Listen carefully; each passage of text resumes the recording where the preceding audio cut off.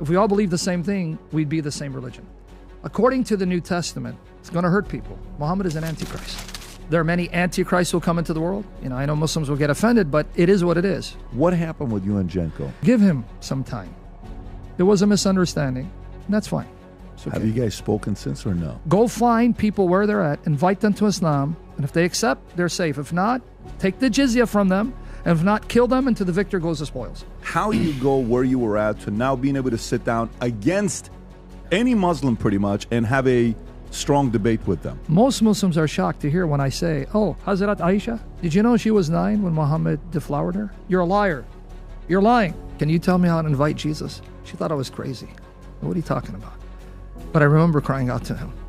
And I said, Jesus, I don't know how to invite you in, but I want you in my life. I'm not supposed to cry, I'm Jiru. There's something very different about you that you're a complicated human being.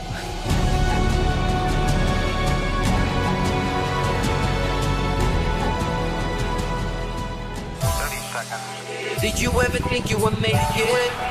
I feel I'm supposed I could take sweet victory. I know this life meant for me. Adam, what's your point? The future looks bright.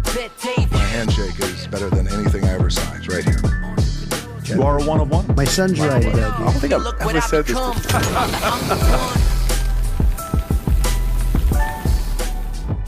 Okay, we have a special guest in the house. It's very rare you will get 3 Assyrians in the room doing a podcast, but we're pulling it off today. We have Vincent Oshana. Yeah. Obviously, we know Mr. Hanson, the Assyrian Al Pacino-looking Vinny, and then we have the great Sam Shamoun in the house. Shalom aleichem. Achtun maitun. By the way, just for the people to know, just like you have 12 tribes of Israel, we have many tribes of Assyria. And each tribe has a clan. So I'm from the Jilu tribe. If you do a little history about us, we're known as the warrior tribe. Even we speak like warriors. Agamini, Yatamarnanu, Shmalu. So the Jilus are now going to be rejoicing now that I spoke to them. They're happy. Yeah. So first time I was turned on by your content was an old friend of ours, Marvin. He says, you got to watch this guy. And I'm like, this guy's incredible, so capable, talented. And then obviously we invited you to have you on a podcast. Yeah. And then eventually we were able to get you to be here. And I'm happy we're finally doing this. Well, glory to the Father of our Lord Jesus Christ. I always ask the Spirit to fill me, to help me, to point people to Christ and not bring attention to any of us, because there's a danger among not just politics or even in celebrity figures, even in the apologetic realm, of what I call cult of personality, where you are drawn to a person and you idolize him. And so by the grace of God, in this field, there can be no idols. So it cannot be about me and how great I am. And because we are all struggling in the flesh, sometimes our ego loves to be praised. And I have to check that, right? So glory to Jesus Christ for the gifts he's given me.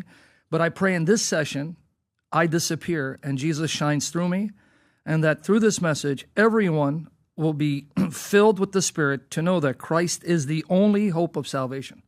And he has to be the king of every sphere of our life, not just religiously, but politically. Sam, if somebody goes and searches you and they type in your name and they go to views, it's you and Muslims, back and forth. Yeah. Let's play one of them, Rob. Play the other one. Play this one here first. Ooh, that was my first public debate. Is this your first public debate? Yeah. So this is your first public debate. Go ahead, Rob. Yeah. Ooh. A woman can be beaten according to the glorious Quran. Now, do you want to get into a long discussion as to what is the position of women in the Quran and the Bible? I mean, we can do that. The book of Revelation, chapter 14, verses 4 and 5, shows that women will not enter paradise. He talks about Revelation 14. That doesn't work. Read the context. It's speaking of 144,000 of Israel who were specifically chosen for a task. After mentioning the 144,000, this is what you conveniently forgot. Revelation 7, verse 9, I looked, and there before me was a great multitude that no one could count, from every nation, tribe, people, and language, standing before the throne in front of the Lamb. They were wearing white robes and were holding palm branches in their hands, And they cried out in a loud voice, "Salvation belongs to our God who sits on the throne and to the Lamb." That's the context. Do not misquote my scripture. So I mean, this is where a lot of the stuff out there for you. But what I want to do is, before we go in here, I just want to learn about you. I want to know your story. So walk me through how you go where you were at to now being able to sit down against any Muslim pretty much and have a strong debate with them. How did that happen? By the way, this debate, I had just stopped bodybuilding. Just to give you a little background, I come from a family of bodybuilders. So in the 90s, I used to train. So when I see some of your handsome, muscular staff, I start getting envy. And, envy's a sin. But yeah, I was just looking at myself. Even though I stopped bodybuilding, I didn't stop eating as if I was a bodybuilder.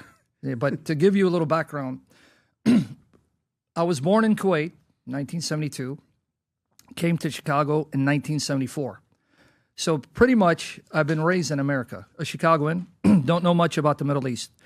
Though our parents are Christian, if you're from an Assyrian background, they'll either be typically part of the Assyrian Church of the East, or in the case if you come from Iran specifically, they'll either be Presbyterian, because we had a lot of missionaries that came to the Middle East and converted the Assyrians to, let's say, Presbyterianism.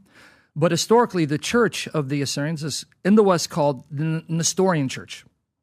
Now, why do they call us Nestorians? It's not a compliment, and I don't want to bog you down with the details, but there was a bishop in the 5th century named Bishop Nestorius who was accused of teaching that there are two persons in Christ, that he's a divine person, human person, and that's blasphemy. And so the Assyrians have been labeled Nestorian, but it's not a compliment. It's meant to ostracize the Assyrian church, because the Bible teaches and the church teaches Christ is one person. He's an eternal, uncreated, divine person who became flesh from the Holy Virgin. So to say he's two persons is blasphemy. So they were accused of holding to the two-person theory of Christ, which is not true. So that's my background. And I don't know if you come from that background. Typically, if you're from that background, you'll be baptized as an infant. But even Presbyterians baptize infants, but for a different reason. So not to bog you with the details, in the Assyrian church, water baptism is the means by which the Spirit comes on you, makes you one with Christ, so that you're already part of Christ's body. So he regenerates you. He makes you alive, unites you to Christ. Presbyterians believe that water baptism is the sign that makes you a member of the covenant community, the new covenant of Jesus Christ, but it doesn't regenerate you. It doesn't make you one with Christ. That's something you must do later on. So there are some differences. So I was baptized Assyrian Church of the East, but my parents never told me about Christianity. I didn't learn about Christianity from my parents.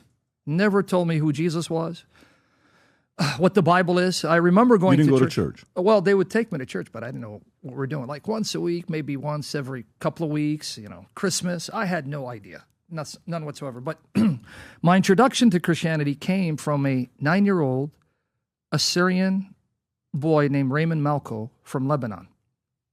He preached to me the gospel of Jesus Christ. In Chicago? Yep, at 9. He was 9 years old. How old were you? 6.5. Oh, he's 9, you're 6.5. Yes. His grandmother was a godly, saintly woman. She was from a Catholic background, but his uncles on his mother's side, they were taught Baptist theology. So if you're familiar with what they call the independent fundamental, see, I'm giving you too many denominations, but it is what it is. There are a lot of denominations. And the independent fundamental Baptist denomination believe that you have to go soul winning, win souls for Christ. So you got to go knock on doors and lead them into the sinner's prayer. So his uncles taught him that theology. So he would go soul winning. So he found this soul. And for the first couple of weeks, I just ignored him. I thought he was crazy. But then one day, he got my attention because he said, Jesus Christ. And I'm giving you the gist. Remember, I'm the 6.5, I'm 53. And it's kind of sad you guys are younger than me. That's scaring me. And better looking and healthier. Lord, I pray for that glorified body sooner than later. So he told me Jesus Christ is the Son of God. See, if I talk about the story, I get a little emotional. And he told me that he loved me so much he died for me. That rocked me at 6.5. To know someone would love me that much to die for me. So he taught me the sinner's prayer. The sinner's prayer is, you say, Lord Jesus, I'm a sinner, come into my heart. Now, being a kid, I thought I had to recite that prayer word for word, because we take everything literally, right? And he told me do it at night, so I took him literally. I had to wait till night. So I was afraid I was going to forget the prayer, and I kept reciting it. And night came, and I forgot it. But I remember that night, and I remember that I was in tears. My mom was next to me, and I told her, I remember waking her up saying, "Can you tell me how to invite Jesus?" She thought I was crazy. What are you talking about? But I remember crying out to him. And I said, "Jesus, I don't know how to invite you in, but I want you in my life." So 6.5. He would do street evangelism. There are people from the neighborhood, Chicago, Foster, and Clark Street. There are people who are listening who are going to remember this. He actually would lead me, and he would preach, and we'd gather crowds. A 9-year-old, because it's shocking. A 9-year-old, and he'd preach fire and brimstone and hell. And I was just a sidekick. I didn't know anything. Now, you fast forward, he had to relocate, and I lost my elder brother because he was the one who held me accountable. Sadly, my teenage years, things happened, broken family. Dad left. I was very close to my uncle, and he died of cancer in about, I believe it was 1982. So he was closer to me than my father. So I just gave up on everything, and I started doing things I shouldn't have done. Teenage, you go into drinking and, things that we're not proud of. But I had a huge emptiness in my heart because I've always suffered with 2 things in my life. And these are symptoms of pride. If you actually break it down, symptoms of pride. But nonetheless, I suffered from low self-esteem and body dysmorphia, which is still 2 demons that I have to slay till this day. And because I had this low self-esteem and really, really just body shamed myself, I felt more depressed. So I thought the solution would be bodybuilding. Why? Because my older brother started bodybuilding. And if you know about bodybuilding, you probably have heard of Sergio Olivia. Of course. He was a Chicago cop, but he also had a gym. He's got a son as well right now that competes. Incredible physique, yeah. Oh, really? Oh, yeah. His son makes He was his known father. for one of the greatest poses of all time. Yeah. If you go to images, Sergio Olivia, his forearms, he does this pose. right there. The 4th picture. That one right there. Jeez. Yeah, look at that. You should see his son. It makes his father look like nothing. Can you pull up his son's picture as well? His son is, Vinny, you won't even believe it. Look at his son. That's his. Look at that. That's his son to the right. Oh, my goodness. Oh, my damn. These guys are He blows us. Incredible, yeah. Yeah. That shot. Yeah, I'm It's telling crazy. you, So Chicago, man. So I said, maybe, you know what? Let me try bodybuilding. Now, another thing is, one of the biggest influences on my life wasn't a religious figure. It was Bruce Lee. I still love Bruce Lee. I just can't get over this guy. And when I hear people saying, "Oh, he was an actor," it's just, it gets me angry. What are you talking about, man? In a street fight, I'll gouge your eyes out, The myth of Bruce Lee. So I thought in my very sick mind, maybe I can get into kickboxing and bodybuilding and become the first Assyrian movie star. Hey, if Bruce Lee did it, Arnold Schwarzenegger did it, why not me? Well, I realized the more I worked out, the more miserable I became. So there was a time in which I peaked. I was like around 200. And I'm not trying to talk about, I don't want people to think I'm, just to give you an idea what God is doing. He's allowing me to attain goals to see how empty I'll be. So at one time, I got to about 220 pounds of solid muscle, no fat on me, and I was miserable. I was depressed. And I realized, you know what? Maybe I should try God. Now, this is around maybe like I'm close to 18. I don't even know the year because I was born in 72, and I try to remember the exact year, but it's in the 90s. As I'm thinking about God, I used to be if you ever valet your car, you have valet parking. Well, in Chicago, there was a restaurant called Bub City. It was in a very shadier side of Chicago, Cabrini Green. So they had a parking lot, and I was the security guy, security dude, right? And they call him the term I'm looking for, the guy who gives you the ticket. I forgot the name for it. His name was Hal, and he kept saying, "Praise be to Almighty Allah." Now remember, although my family's from the Middle East, they never mentioned Islam once to me. So I have no idea what Islam is or who Muslims are. So he keeps saying Almighty Allah. Now, we speak Assyrian, we say Allah. Allah. Or Allah. Allah. So he got me interested. So I said, can I ask you a question? How do you know this term? So he started talking about Minister Louis Farrakhan. I have no idea what this guy's talking about. Then he says, the Honorable Elijah Muhammad, the Prophet Muhammad, and then he mentions Master Farad Muhammad. Now I'm thinking it's the same Muhammad, Turns out he's a member of the Nation of Islam. Nation of Islam, who's now the leader is still alive. Louis Farrakhan hasn't passed away. There he goes. One of the most powerful, charismatic speakers. This man will captivate you. And he does it from memory. He doesn't have notes in front of him. He'll quote the Bible Quran from memory. This man is amazing in his recall and his speech, so captivating. And he mentioned the Quran, so I asked, could you give me a copy? Well, I read the Quran and I was flabbergasted, because here's a book that mentions the major prophets of the Bible and Jesus, but it gives a different spin on it. So I got really confused. So in the back of the book, you have table of contents, index of names. So I went and looked for Jesus in every place that Jesus showed up in the Quran. And I believe the translation was Abdullah Yusuf Ali. At that time, it was the most popular Quran translation. Now it's obsolete. But in the 90s, this was the translation that Muslims would give out. And he's got copious notes, right, to indoctrinate you. Man, I ate it up. I was shocked to find Jesus in the Quran. And this is one thing that non-Muslims, when they encounter Islam, the shock effect. Because they think Muslims are the other side, they're all evil, they're terrorists. And then they find out that they have more in common with Christianity than even Judaism does. This is a fact. Islam is closer to Christianity than Judaism because Islam recognizes Jesus. It says he's the Messiah, born of the Virgin. In fact, the Quran says that the greatest woman Allah created is Mary. And she's the only woman mentioned by name in the entire Quran. Women aren't mentioned. So if we're looking at his mom, not even the Prophet's mom. No, yeah. Muhammad's parents, you don't even know whose parents are. You don't even know his historical context. If you just go with the Quran, it doesn't even situate the Quran for you. You don't know what century is this. All you know it's in Arabic. But when was it sent down? You need external sources. Even when Muhammad was born, you need external sources because Muhammad is mentioned by name 4 times. But even then, you can make a case that it's not really the name of a prophet, but it's a descriptive noun, meaning the praised one. Mm-hmm. And some people actually postulate that what you have in the Quran is actually Christian hymns that were then bastardized into Arabic, originally in Syriac. A lot of theories. Some of the theories are strong. So again, as I read the Quran, I got baffled. But here's where training your children in the way to go pays dividends. Because of that young boy teaching me the Christian faith, planting seeds in my heart, my reaction was to go back to the New Testament. I go, wait, let me read the New Testament. And I remember reading it. Man, I fell in love with Jesus all over again. In fact, I missed him. I missed him.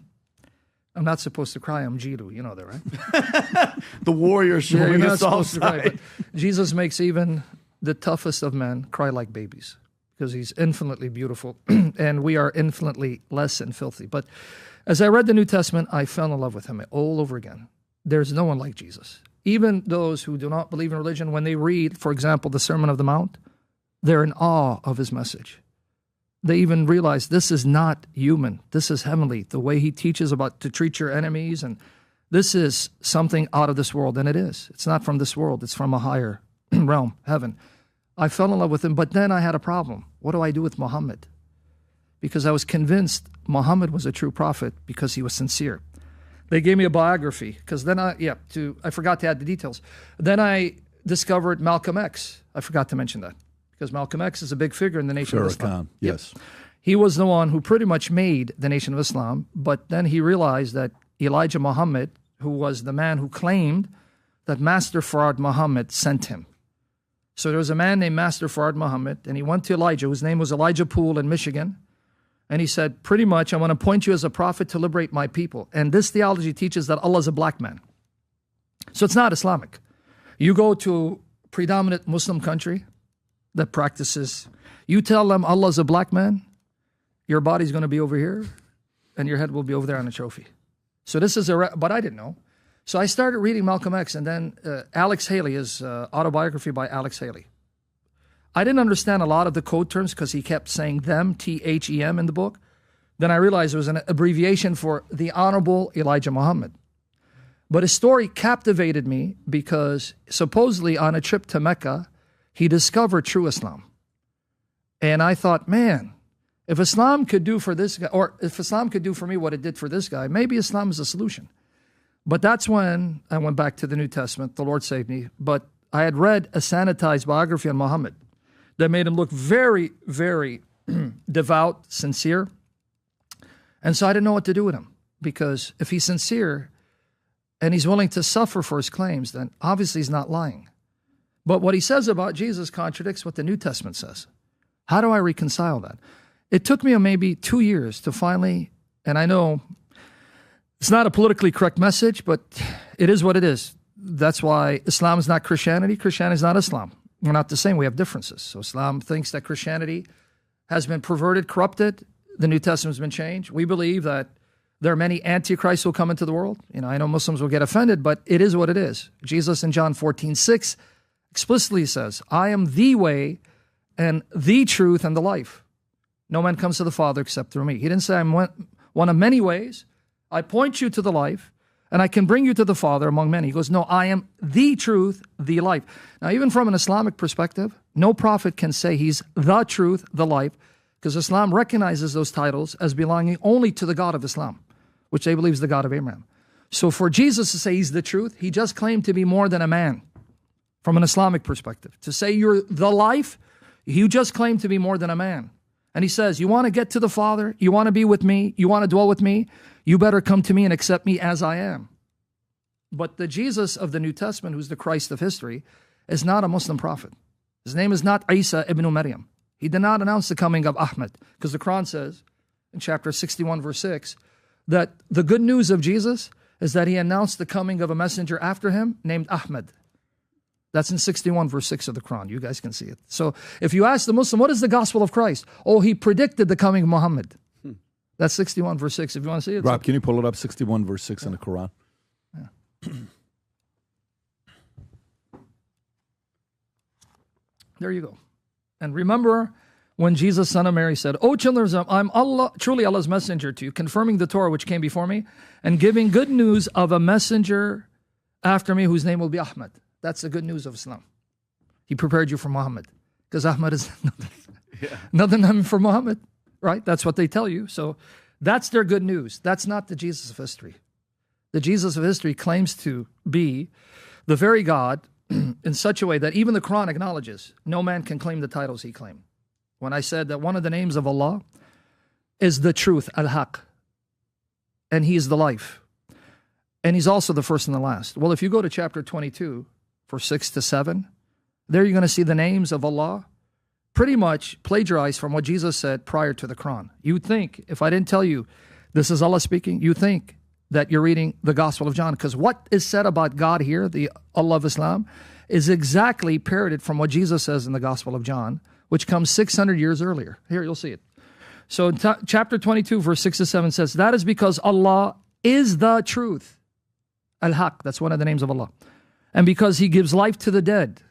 And because he is over all things competent. Now here's an interesting part in verse 7. And that the hour is coming, no doubt about it, that Allah will resurrect those in the grave. See, only Allah gives life and resurrects the dead, and he's the truth. Well, if I go to the Gospel of John chapter 5, Jesus said all those things, but he applied it to himself. If you open up John chapter 5, you're going to have to open up the entire chapter, because we're going to look at verse 21. So now watch here. Now watch Jesus say what the Quran says of Allah, but he says it 600 years before Muhammad showed up. So who's plagiarizing whom? It's not Jesus plagiarizing Allah. Now watch here. If he goes to John 5, I'll open it up. Verse 21. Yeah, we're going to open up the entire chapter, if you can. If you go to BibleGateway.com, you're going to find Bibles galore. You mean I'm moving faster than the great Rob? What happened, Rob, brother? See, you can't keep up with the Assyrians, especially if he's Jilu, you know? Now, if you open up John 5, just put John 5, it's going to open up. Now, remember what Allah is, it said of Allah, he's the truth, he gives life. Yes. And then the hour is coming where he will raise Sounds the dead. familiar. Hold on, watch here. John 5:21. Watch here. Well, let's go here. 21. Now watch. Right in the middle. For just as the Father raises the dead and gives them life, even so the Son gives life to whom he is pleased to give it. So Father and Son both give life. But in 25, if you watch verse 25, verily, truly I tell you. Now, this translation, NIV, says a time. The little translation is, an hour is coming. If you read it, it's an hour, because NIV is more of a paraphrase. So some Bibles do not translate literally, because in translating literally, you lose meaning. So they have to paraphrase. So this is a paraphrase. In fact, we Assyrians can relate. If I say, Qatma Barishuch, If you translate in English, you're going to say, what the hell are you talking about? Yeah. Right? Yeah. That's how it is with Yeah. languages. So sometimes you can't translate literally. You got to translate meaning. But literally it says, very truly I tell you, an hour is coming and has now come when the dead will hear the voice of the Son of God, not Allah. The Son of God, and those who hear will live. Now 28:29 says something amazing, because the Quran says, the hour is coming, have no doubt about it, well, Allah will raise them from their graves. But who does that according to our Bible? Do not be amazed at this, for a time is coming when all who are in their graves will hear his voice and come out. Whose voice? The Son of God. So if I were to compare what Jesus says of himself with what was said about Allah, clearly Jesus claimed to be God, because the things Jesus says is ascribed to the Islamic deity, not to a prophet. So a prophet cannot speak this way if Islam is true. So what did they tell you? Your Bible's corrupt. Another passage, John, you brought it up, John 14:6, right? We read that. I'm sorry. Notice there he says, I am the way and the truth, one of the names of Allah, and the life. So clearly the Jesus of history is not Isa. He did not announce coming Muhammad. So from a Christian perspective, as offensive as it may be, facts are facts. If we all believe the same thing, we'd be the same religion. According to the New Testament, it's going to hurt people. Muhammad is an antichrist. That's the New Testament teaching. Because what is the criteria for an antichrist? 1 John chapter 2, 22 to 23 tells you. Who is the antichrist? He who denies the Father and the Son. Islam says Allah is not a father, and Jesus is definitely not his son. In fact, in chapter 9 of the Quran, verse 30, you know what it says? And the Jews say, Uzair is the son of Allah. To this day, scholars are baffled. Who is this Uzair? And what Jew said it? Now, some translations will tell you that Uzair is Ezra, the prophet, but the context is the call to jihad. A lot of people don't know that one of the last chapters before Muhammad died. Now, again, we're basing this on the Muslim sources. There are people who question the Muslim sources. They say, well, because Muslims. They're not in Muslim countries, they can't. But you'll have Muslim academics who will tell you, these are later traditions, they're embellished. And not all Muslims believe in what they call the hadith. Now, the largest group of Muslims identify as Sunni. In fact, you had two of them debating when they were here. They would be Sunni Muslims. One of them was a Salafi. So though they are Sunni... Daniel or... Jacob, what was his name? Daniel the other guy, Jake. Hariraju. Daniel Hakikachu and Jake Brankatala. Yeah. Jake, I don't know if it's short for Jacob. Now, he's a Salafi. There are differences among them. And though they belong... And again, I'm not saying these differences prove Islam is false, because we got differences among Christians. Right? I mean, fair is fair. Islam is not monolithic, neither is Christianity. Right? There are flavors of Christianity. But point being, the largest group of Muslims would identify as Sunni. But in that Sunni branch, you have people called Salafis. They have a view of Allah that the other Sunnis do not share. We can get into that. But so, not all Muslims believe in the Hadith. Though it's the largest sect, they would follow what they call the Hadith or the Sunnah. You have Shia. They have their own traditions. They don't accept. In fact, if you come from Iran, it's a Shia majority, right? Mm-hmm. The Ayatollah, yeah. So they would not accept the traditions of Daniel Hakikachu. So when they quote Bukhari, they reject it. They go, we don't follow Bukhari. We have, Kafi, Quran. They have their own traditions. And then there are a group of Muslims who only follow the Quran. They're called Quran-only Muslims. So just like Christianity, you have a variety. So if I'm dealing with a Muslim, I first ask them, what are you? So I can know how to address them. I can't address them the same. Because, you debate Muslims, well, I don't accept the hadith. I don't care what Bukhari says. I don't care what Muslim says. So I have to now stick with the Quran and show them why there are holes in the narrative. And the point I'm getting at is that in Islamic theology, specifically Sunni, there are certain attributes, names of Allah, that no creature can ascribe to themselves. Some of the names I just showed you, but Jesus ascribed to himself. So now we got a problem. In chapter 9 of the Quran, according to the Sunni tradition, this is one of the last chapters Muhammad gave before he died. These are his final marching orders. And in his final marching orders, if you want to look at it, chapter 9, it starts at 28 all the way to 33. This is, again, according to the Sunni narrative. Now, if you accept the Sunni narrative, then this is one of the last surahs. But if you are one of those Muslims who say, no, these are just later embellishments, well, then you have a hard time because you can't situate the Quran. How do you know when the Quran was written? It doesn't tell you. It doesn't even give you a chronology. For example, if you go to Sunni tradition, there are two periods in the compilation of the Quran. There's what's called the Meccan period and the Medinan period. Mecki, Madani. Again, based on the Islamic narrative, for the first 13 years, Muhammad preached in Mecca, the tone of those chapters that are attributed to that period, very different. To you be your religion, to me my religion. Because he's outnumbered.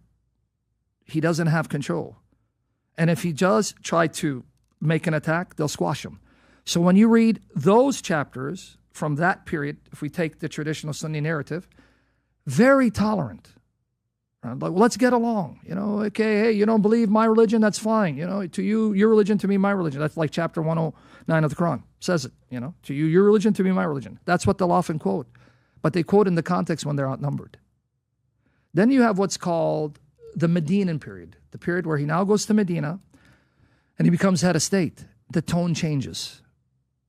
It goes from, to you, your religion, to me, my religion. Then you enter Medina. Okay, now, since they oppressed you, you can fight back. Self-defense. Then the final stage is chapter 9. Now he's amassed a large number of soldiers, according to the narrative, right? One of the greatest scholars, in my opinion, questioning the narrative, you had him. He debated, Robert Spencer. If you want what I consider to be one of the most knowledgeable Christians on the historical Muhammad, as well as political Islam, you won't get any better than Robert Spencer. So if you ever want to talk, bring him. Oh, he's amazing, right? Interesting, because he gets a lot of hate and he's got a lot of controversy behind him. I mean, when I announced that I'm bringing him, they were furious about bringing Robert Spencer. Exactly. Yeah. He's my estimation. You know how people say this guy's the best, and that's an ego thing. May God crush our pride. But my estimation, I don't think there's someone more knowledgeable in political Islam and historical Muhammad than Robert Spencer from a Christian perspective. Interesting. He would be part of if you ever get an A team, he'd be part of it. Now, I mention him only because he would question these sources. But if you're a Sunni, because now my audience is now the Sunni Muslim, like whoever it is, if it's Daniel. According to the tradition, chapter 9, one of the final marching orders, he's amassed a large number of soldiers. Now he's telling them, go and expand Islam. It's no longer defend yourself. It's now go and expand Islam politically, economically, socially. That's the context of chapter 9, 28 to 33. But now notice, Muhammad has to give them a pretext to attack. Okay, why are we attacking these people? You're going to see it doesn't say because they threatened you. This is the Islamic narrative. It's because they believe differently from you. Right there, black and white. You're going to see it. So they don't think I'm lying. And if they want to get the commentators, Ibn Kathir, we're going to have a field day, brother. They can't tell me it doesn't mean this. Say, wait, what did Ibn Kathir or Qurtubi say? Right? But here, chapter 9, 28 to 33, we're going to read it. Oh, you have believed. Now, this translation says polytheist, but the term mushrikun, mushrikeen, it's much more broad than simply a polytheist. The term comes from shirk. What is shirk? According to the Quran, shirk is the one sin Allah will never forgive. But what is that? When you claim there are multiple divinities, or Allah shares his glory or attributes or sovereignty with a creature, or God has a son, you fall under that category. So according to Islam, all of you are shirkers. You're a mushrik, whether you like it or not. Why? Because if they ask you, do you believe Jesus is God's son? Mushrik. You believe Jesus is God's son? Mushrik. You believe he's Lord? Mushrik. Now the Quran says to fight you. And to the victor goes the spoils, or you pay what's called jizya. We're going to get there. So, oh, you believe, or have believed, indeed the polytheists are unclean, so let them not approach al-Masjid al-Haram. Now, without the traditions, you have no idea where this is. It's a tradition that tells you this is the Kaaba in Mecca. But if you just went with this, you'll have no idea where this is. What the heck is Masjid al-Haram? But this means Mecca, the Kaaba. Don't let them approach after this, their final year. What year? See, without the Islamic narrative, you don't even know what year this is. Mm-hmm.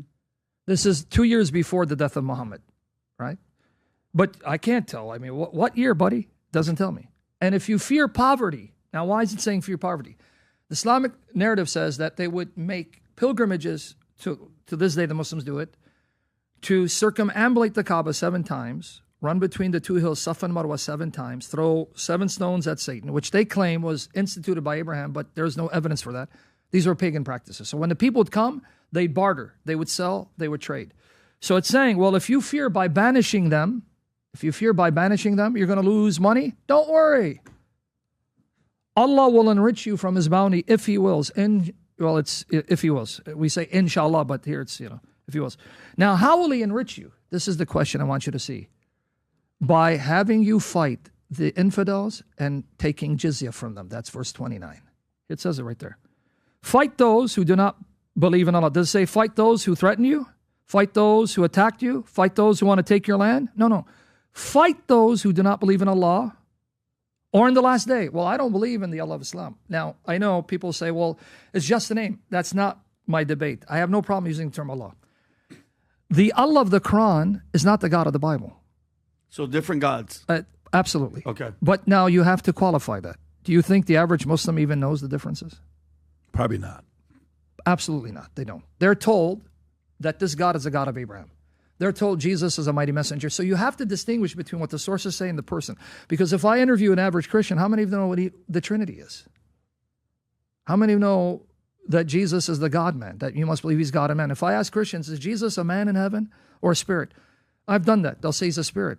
No, he's not. The Bible says he's a glorified man in heaven with a glorified physical body of flesh. And he's going to come back in the flesh. So how many Christians know that they're supposed to believe that? You'd be surprised. Ask Christians, say, hey. I understand. Yeah. So here, if you don't have the same idea of Allah they do, that's pretext to fight you. And Sam, not to cut you off, when you say fight, is that fight to kill? No, it's UFC. Okay. I want to make that clear that you're saying fight should be, they're trying to kill you. UFC championship belt. Okay, What's wrong with you? Okay, my bad. See, that's that Assyrian in you, bro. Yeah, So, okay. Please continue. So, and the last day now, real quickly, let me describe Islamic last day, because I want to show the audience who don't know Islam how graphic this is. The last day in Islam means if you pass the test, you will enter Jannah, you'll enter paradise. You have maidens of pleasure, Hur al-Ain. I can give you even a reference, very graphic, chapter 78, 31, 33. It says that they have swelling breasts that don't sag. And the Quran says you'll spend all eternity deflowering them, but you won't harm them, and they'll return. When I say Quran says you will have sex with them, but the hadiths go graphic. You will be deflowering them, but you won't hurt them. They'll return virginal again. So this is the pleasures of paradise. And you're going to have wine, and you're going to have milk, and you're going to have, meat and young boys serving you. Youths of perpetual freshness. Now, why the hell do I need a young boy in paradise to serve me? Well, things to make you go, But that's the last day. Oh, you brought it up, huh? See? Full-breasted. Companions of equal age. Yeah, so that means you don't need breast implants in paradise. You're good free to of go. charge, yeah. Perfect. It's impressive. You see why they love us, don't you? Yeah, It's impressive. When we come here, go back to 30, up to 30. So now, why should you fight them? I'm sorry, 29. Fight those who do not believe in Allah or in the last day, who do not consider unlawful what Allah and His Messenger have made unlawful. So if you don't accept Muhammad's restrictions, like don't eat pig meat, grounds to fight you. Am I making it up? It's right there. Why do you fight them? Who do not consider unlawful what Allah and His Messenger have made unlawful. So what you do not forbid and Muhammad has forbidden, you are now an enemy and need to be brought into submission. And who do not adopt the religion of truth. Now guess what that religion is? Buddhism? It's Islam. So if you do not accept Islam, what must they do? Fight you? Even those who are given the scripture, meaning even if they're Jews and Christians. Many people may not know this, but those who are in the field will know. One of the titles given to Jews and Christians is Ahl al-Kitab, the people of the book. Why? Because the Quran assumes the same God that gave the Quran gave the scriptures to the Jews and Christians. Because it says he's the God of Abraham, right? And it says this is the religion of Abraham. So even if you're a Jew or Christian, but you deny Muhammad, or Allah said to the Muslims, fight them until they pay jizya. Why? Willingly, while they are humbled, as a sign of your humiliation. That's how Allah will enrich you. Thank the Lord, there's really no Islamic state that enforces this. Praise the Lord Jesus Christ, right? I mean, if you ask me, is there an Islamic state? No, there isn't. Are some countries more Islamic than others? Yes. But there is no truly Islamic state, right, that implements what the Quran and the Sharia puts.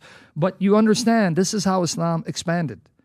Go find people where they're at, invite them to Islam, and if they accept, they're safe. If not, take the jizya from them, and if not, kill them, and to the victor goes the spoils. Another thing, this related to Christ.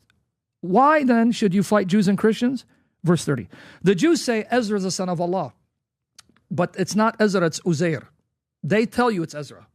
But with that said, there's not any shred of historical evidence. that the Jews ever worshipped Ezra as the unique son of God. Doesn't exist. So where does this come from? Well, the Muslims say, well, there was a particular group at a particular time, but those are the Muslim sources.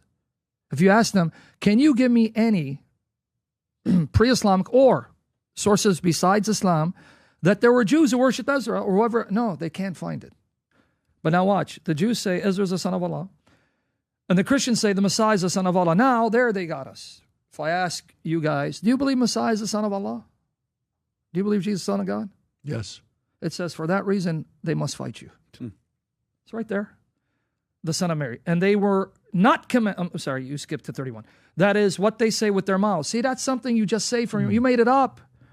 Imitating the sayings of those who disbelieved before. May Allah destroy them. How do you think Allah is going to destroy you? He's going to come down on a horse? Who do you think he's going to use to destroy you? The jihadis. Am I making it up? It's right there. Nope.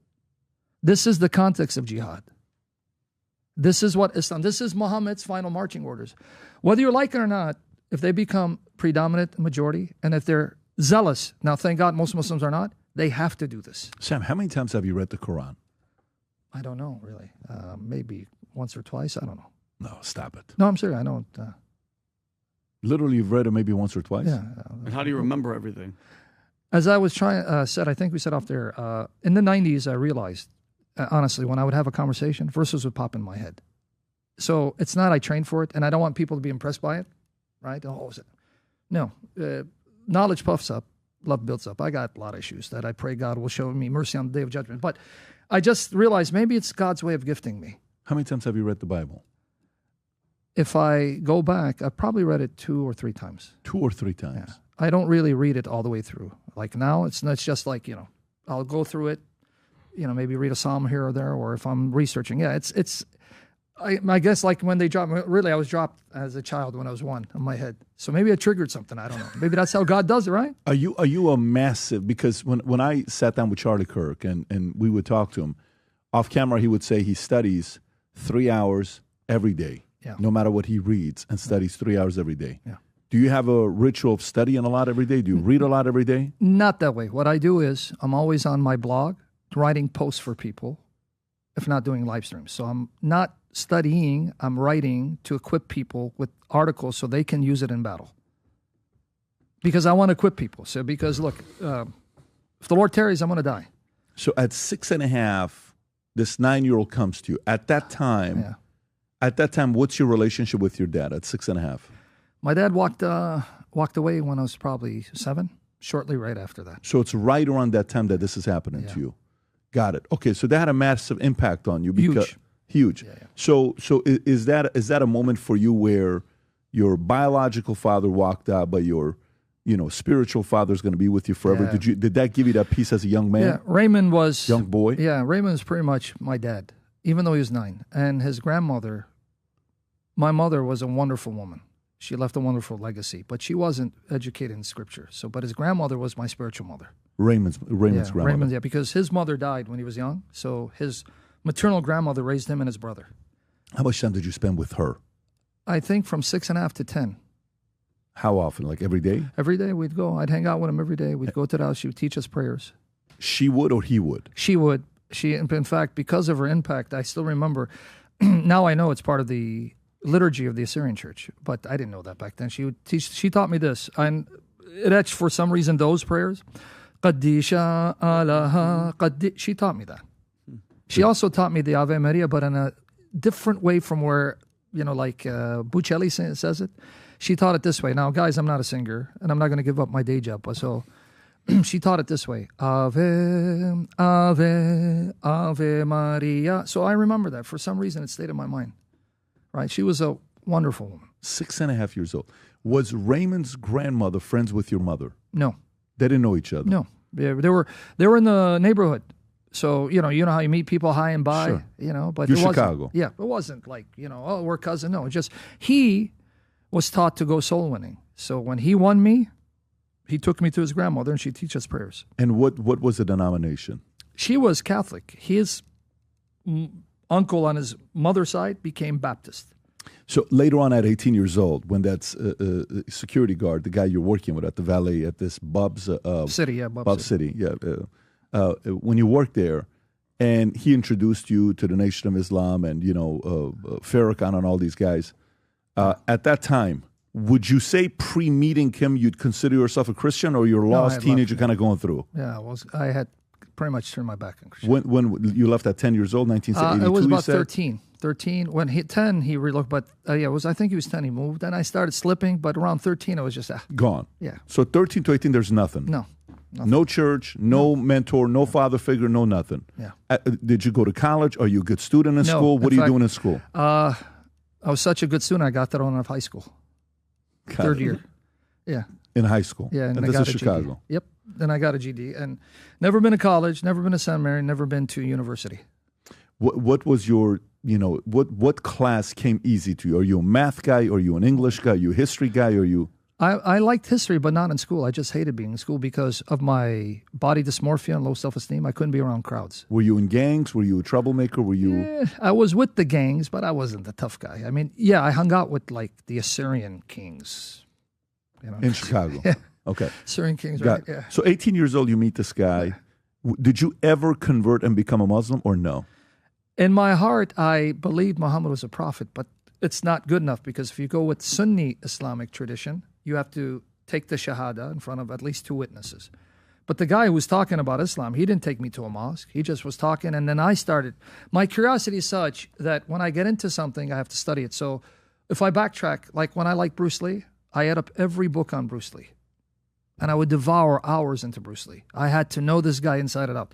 When it came to bodybuilding, I would devour every bodybuilding magazine, and there was Arnold Schwarzenegger's encyclopedia. You know that.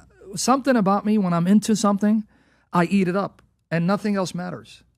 It's like I'm just focused on this. The world can go to hell. I mean, God forbid, but I'm not. And so whatever I focus on becomes the entire center of my life. Everything I do revolves around that. So during this time, I'm thinking, I've deceived myself. I'm going to make it to Hollywood. The Lord had a sense of humor. At 18. Yeah, but then when I was bodybuilding, my goal was that I'm going to get into Hollywood like these guys did. Bruce Lee did martial arts. I'm going to do it somehow. So are you watching Jean-Claude Van Damme? Are you watching all these movies? Are you watching? I would watch them, but they never compared to Bruce Lee. I would watch Bruce Lee over. You know who's a big Bruce Lee guy? Dana White. He is? You go to his gym, in his office, on, Bruce Lee quotes everywhere. He's all right. When you walk into his office, there's a Bruce Lee quote on the wall in his office. Like, Dana's a Bruce Lee fanatic. So he does think he's a real deal. He's not a fake, huh? No. He's based on the way I had when I was with him, it was a lot of respect for him. His quotes are all over his gym, everywhere. Okay, so 18 years old. Now, is he discipling you? Is this guy No. Did he bring you anywhere? Did you meet somebody? Did you meet any of the big names? Nope. On the Nation of Islam? Nothing. It's all independent identity. I just 18 went years searching. old. Went to bookstores and 18 years old, there's no internet. There is internet, but there's not the Google and all that stuff because you know your age where you're at. Yeah. I don't remember using internet that time either. No. It was more the AOL chat or whatever it you was. remember right? that? Yeah, the slow one. Yeah, that's right. Net zero and all of that. Yeah. So at this time you're going through it, and then you read the Quran, and you go through your phase. What are you doing occupation-wise? What are you doing to make money? At that time, I was working security, and sometimes I'd work as a tow truck guy, just buy time to get into. I'm serious. I really thought I was delusional. All right, but how did I research? I just go to bookstore. There was a Muslim bookstore in Chicago, Northside, Devon. There's actually 2. One of them is still there. If the people are watching, they'll know what I'm talking about. It's by Devon, California. It's called Iqra, but in the 90s, it was not at that same spot. So I'd go buy Muslim books. And I'd go, now, we still have Barnes & Nobles, but at that time, we also had Borders. Mm-hmm. You guys remember Borders? Of course. Yeah. I love Borders more than Barnes & Nobles. Why is that? I don't know, man. I don't know. I just liked it. Maybe the colors, who knows? But I would go there and try to get books, and then Muslim bookstores, obviously. But what really did it for me is I would buy VHS tape debates. We're living in a time of the VCR, VHS. I know some people saying, what is that, right? They think it's like the way of the dodo bird. Betamax, and, we had VHS. So they would sell Muslim-Christian debates. Now, all those debates are online on YouTube, but that time we didn't have YouTube. So I bought them, and I'll tell you how I got into apologetics, because that was because of some Muslim guy who challenged me. But when I watched the debates, I'm designed in a weird way. I learn more from attacks on the faith than I learn from defending the faith because it forces me to think. So I was watching the Muslims slaughtering the Christians, and it got me to think, how do I answer this guy? So that put a fire in me to find answers. Now, I was never discipled. I didn't have a pastor. I didn't have a priest.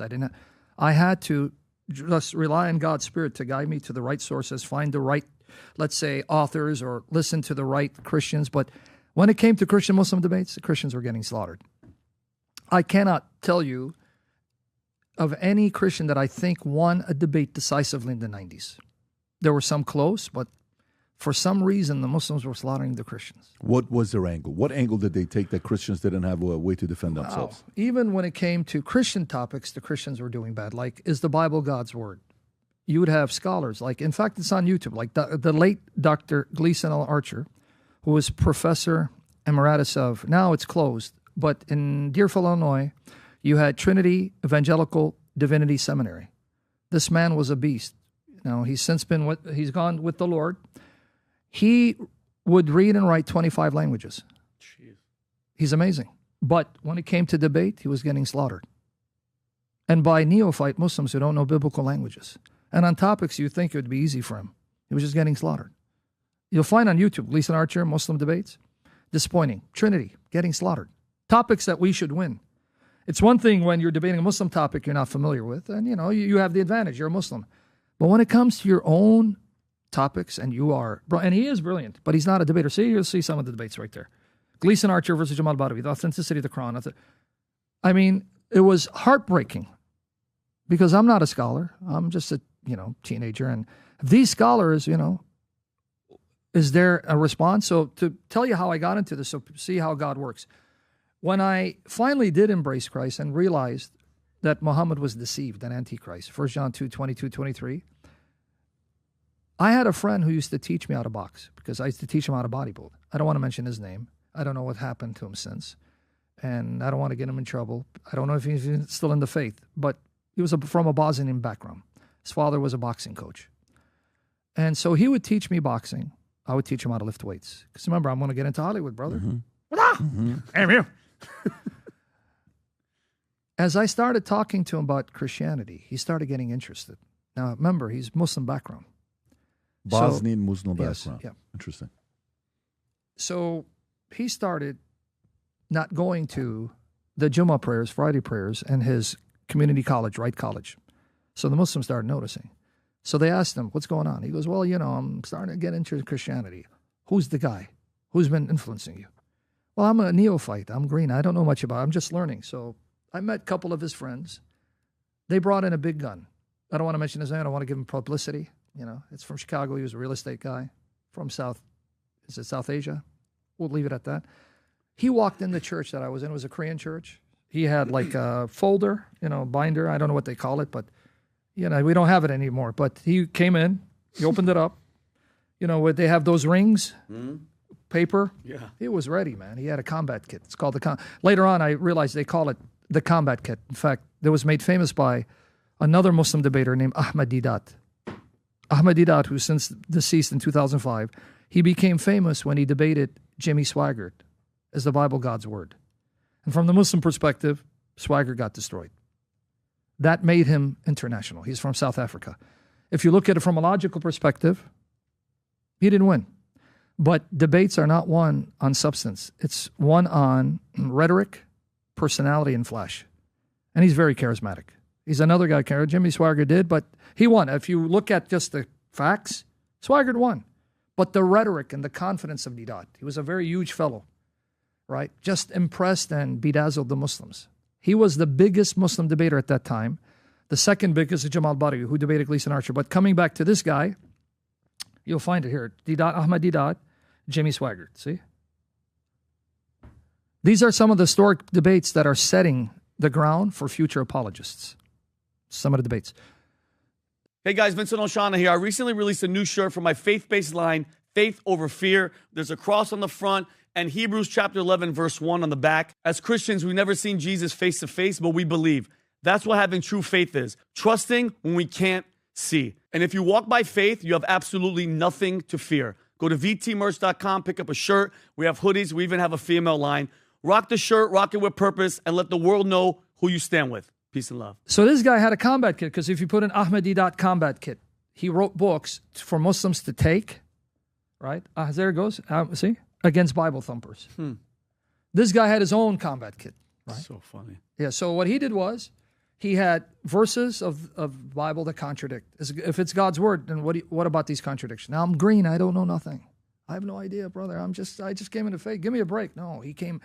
This is another reason people say, why are you so aggressive? You know, you're very, like, sometimes you can be very nasty. And because I think what he did to me impacted me, because he was very nasty to me and he bullied me. And there's something about me that triggers me. When I feel I'm bullied, right? That's it. Yep. Ahmadi. Yeah. So when you feel you're bullied? Yeah, I've been bullied, but sometimes I've been the bully, because to my shame. But when I get challenged, something kicks in. It's not like I want to be this way. And I go into like, I got to take you out. Now, I'm not a fighter physically. So how do I do it? I do it verbally. Because the way he approached me, now, had he approached me maybe in a nice manner, things may have been different. He was nasty. Showed me no compassion, wanted to humiliate me. And he did. Is this recorded? No.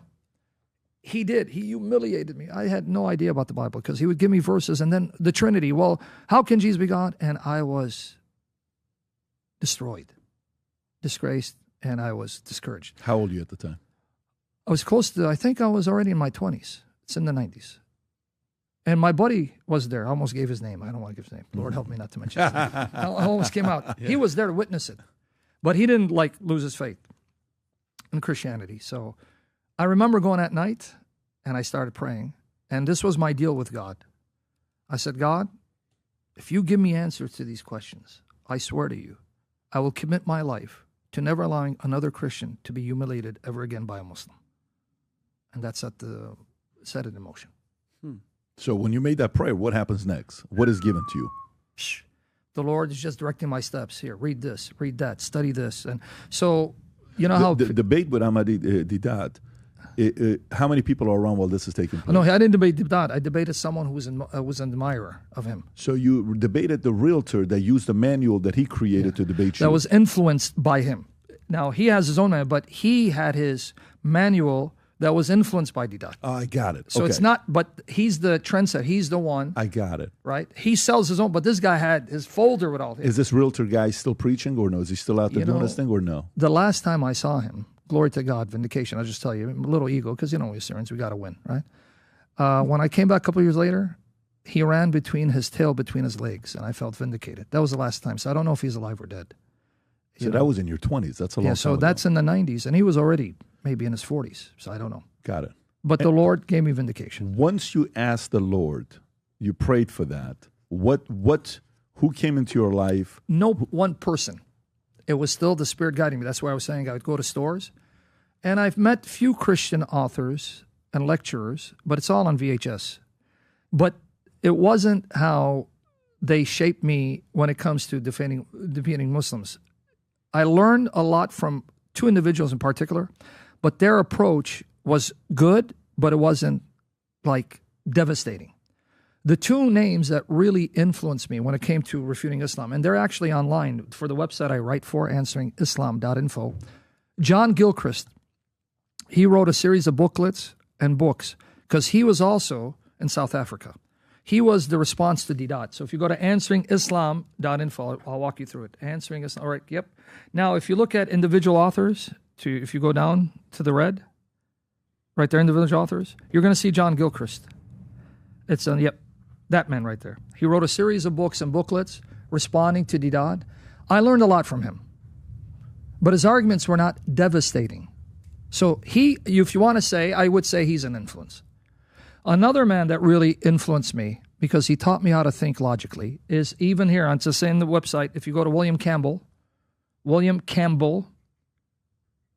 is right there to your left, all the way to your left, Campbell, and then right there you see up, right in the middle, right? Up. Yeah, there you go. He wrote a book, The Quran and the Bible, Light of History and Science. If you click on that, phenomenal book. That book, man, I ate it up. Because he was writing a response to a man named Maurice Bouquet. He was the physician for the king of Saudi Arabia.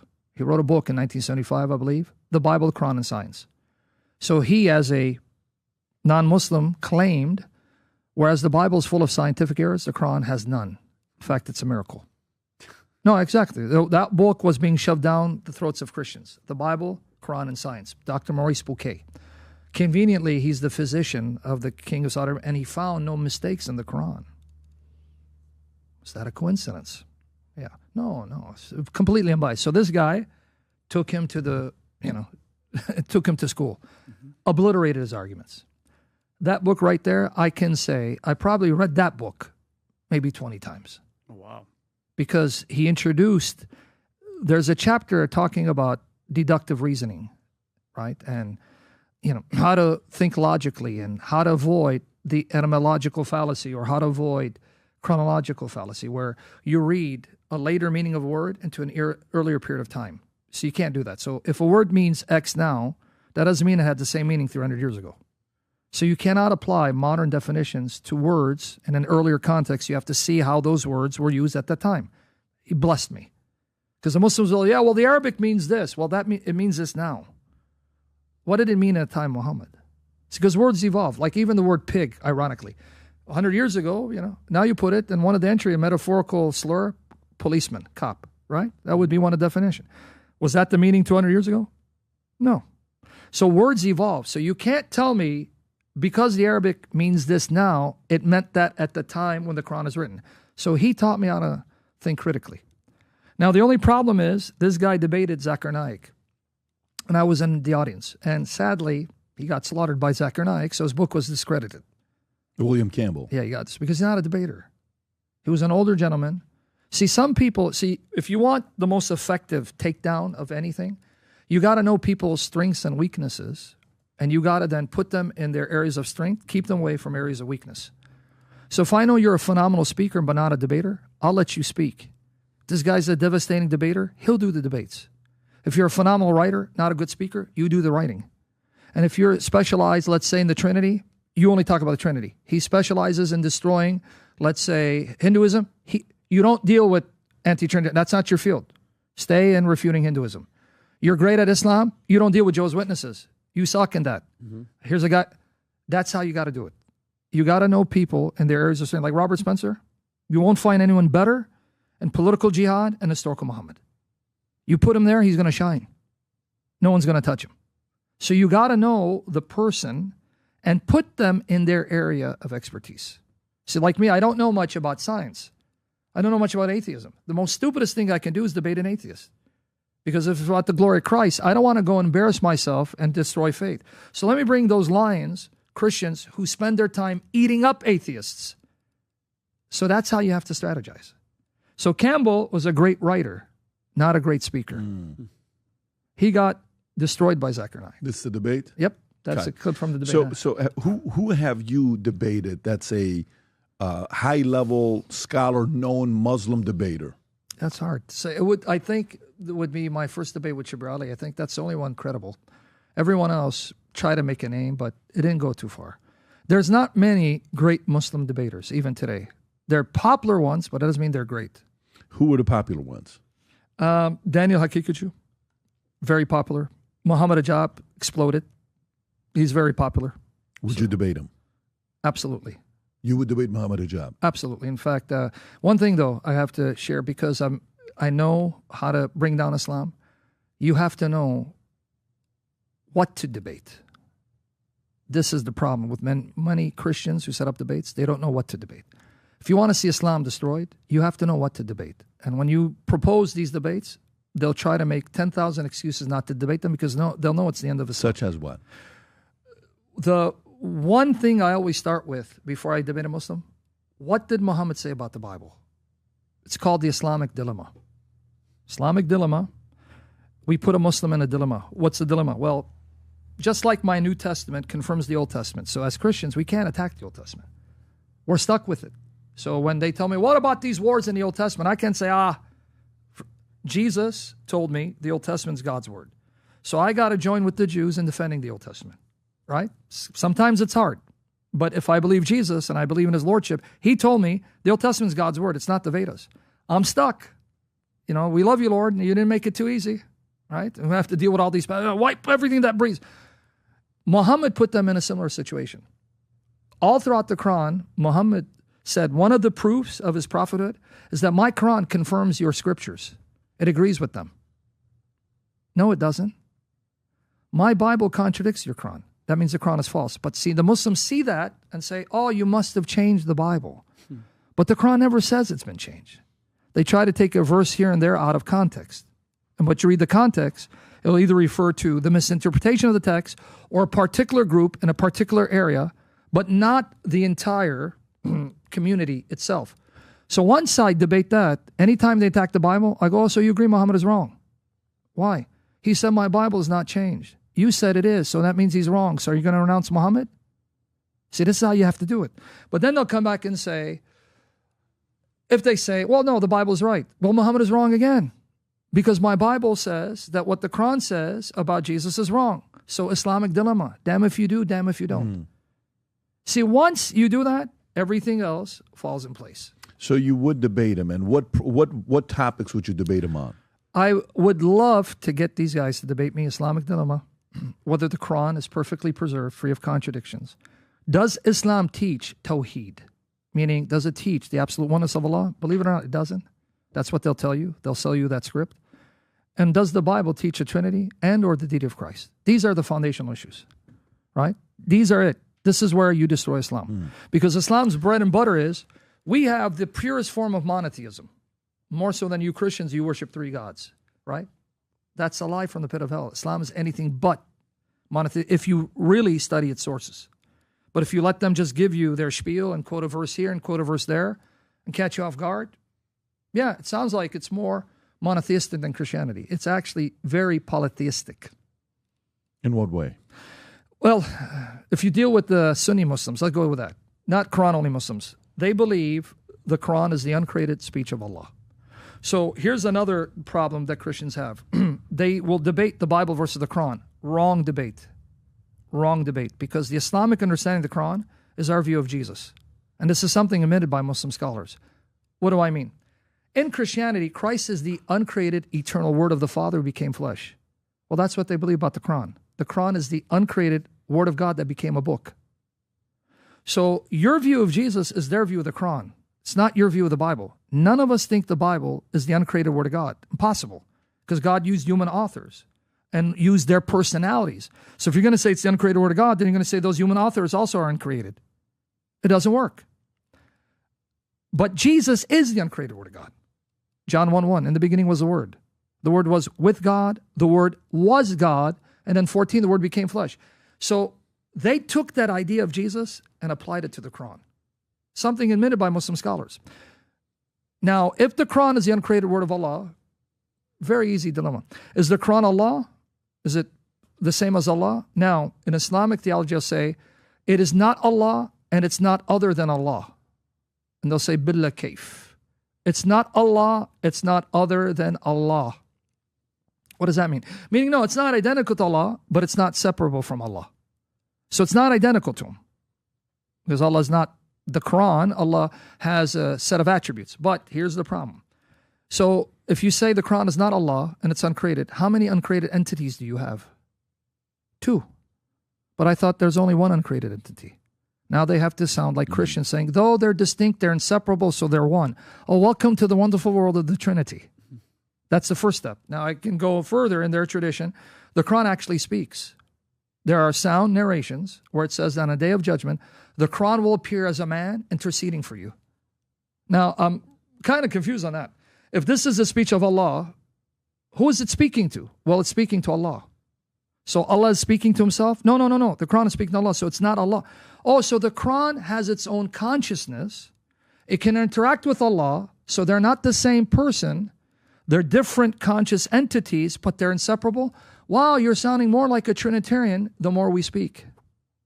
Now, if you multiply with the chapters, even the chapters speak and they appear. It says, chapter 2 and 3 of the Quran will appear as birds, and they will cover you with the wings, and they'll go before you, arguing with Allah to defend you. Does that sound like Islam teaches absolute unity of Allah? Let me ask you, in regards to the religion itself, on how it's grown over the years, okay? And I'm sure as you're going through it, you know, they've had a lot of success. Yes, They've grown at a pace where you can look at data on by what year, the world's going to be a majority Muslim. I think it's 2060 or something like that. Yep, it will. 2060, 2070. And they're not slowing down. And then you see the growth they're having in UK. In 1980, it was only 500,000 people living there, give or take. Today, they got 4.5 million people, 5 million people living there.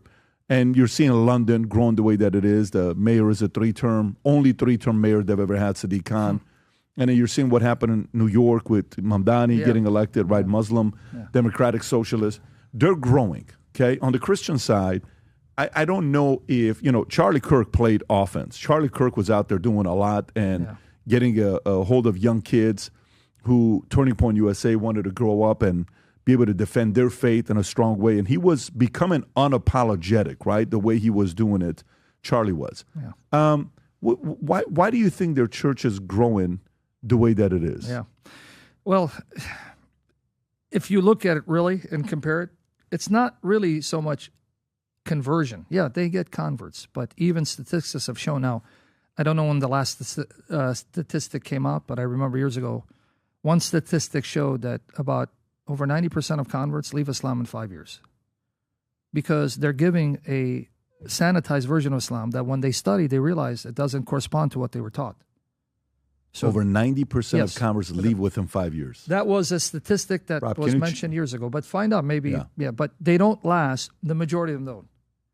But those who end up, let's say, remaining, it's not much on conversion, but believe it or not, it has to do with procreation.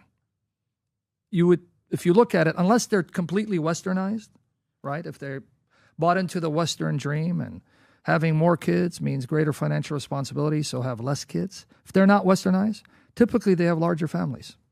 And because of that, if you have a Muslim who has a wife who has 4 kids, but then multiply that with 2 other wives on the side, we got problems.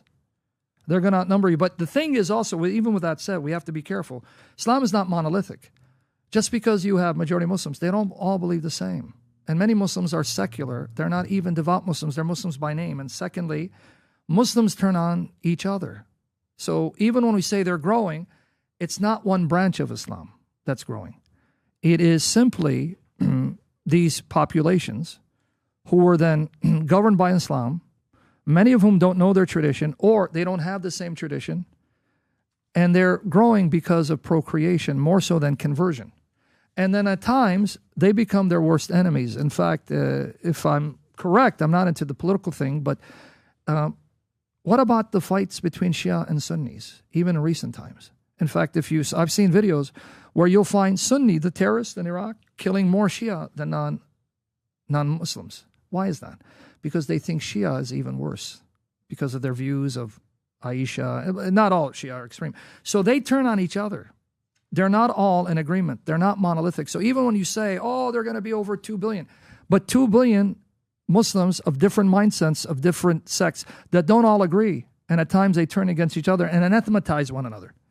Same thing with Christianity. So I'm not trying to say Christianity doesn't have that problem, right? We Christians, okay, when you say there are 2 billion Christians, well, among those, you're counting Jehovah's Witnesses, and you're counting Mormons, and you're counting all these cult groups that identifies Christianity. You're not just counting historic Christian churches. You're not just counting the Catholic Church, or you're counting all who sign off as a Christian. And some of them are Christian by name, but live like the devil.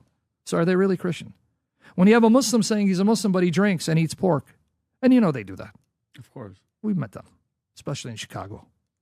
My teenage years, I had a couple of good Muslim buddies.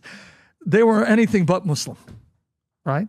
So it's to say you're Muslim is one thing, but to say practicing Muslims, how many? Well, let me ask this, because you'll talk to some people who are Jewish. They'll say, "I'm Jewish," right? Adam will say, "I'm Jewish." I'm not really Jewish. I'm more Jewish. Yeah, see. But you have that, the watered down, Christians, Jews, and Muslims. Exactly. Okay. However, which one has more radical, true believers of their faith? Okay. So forget about the 2 billion. Forget about the 2.1 billion Christians. Forget about the 15 million Jews. Forget about, all those that we can go through.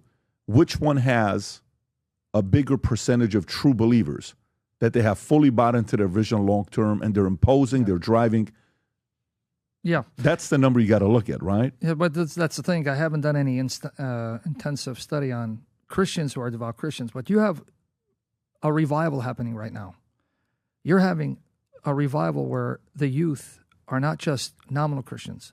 They are being sparked up to be on fire for Christ. So this is why I say I can't really give you a number if there are more zealous Muslims than Christians, but to say that in recent times, because of recent events, there hasn't the Spirit is moving in such a way that I'm also astonished seeing the hunger among youth to want to now come back to their Christian roots. Or even, by the way, you're having an explosion of converts of Islam in Muslim lands. They even say that the church is exploding in Africa and in Iran.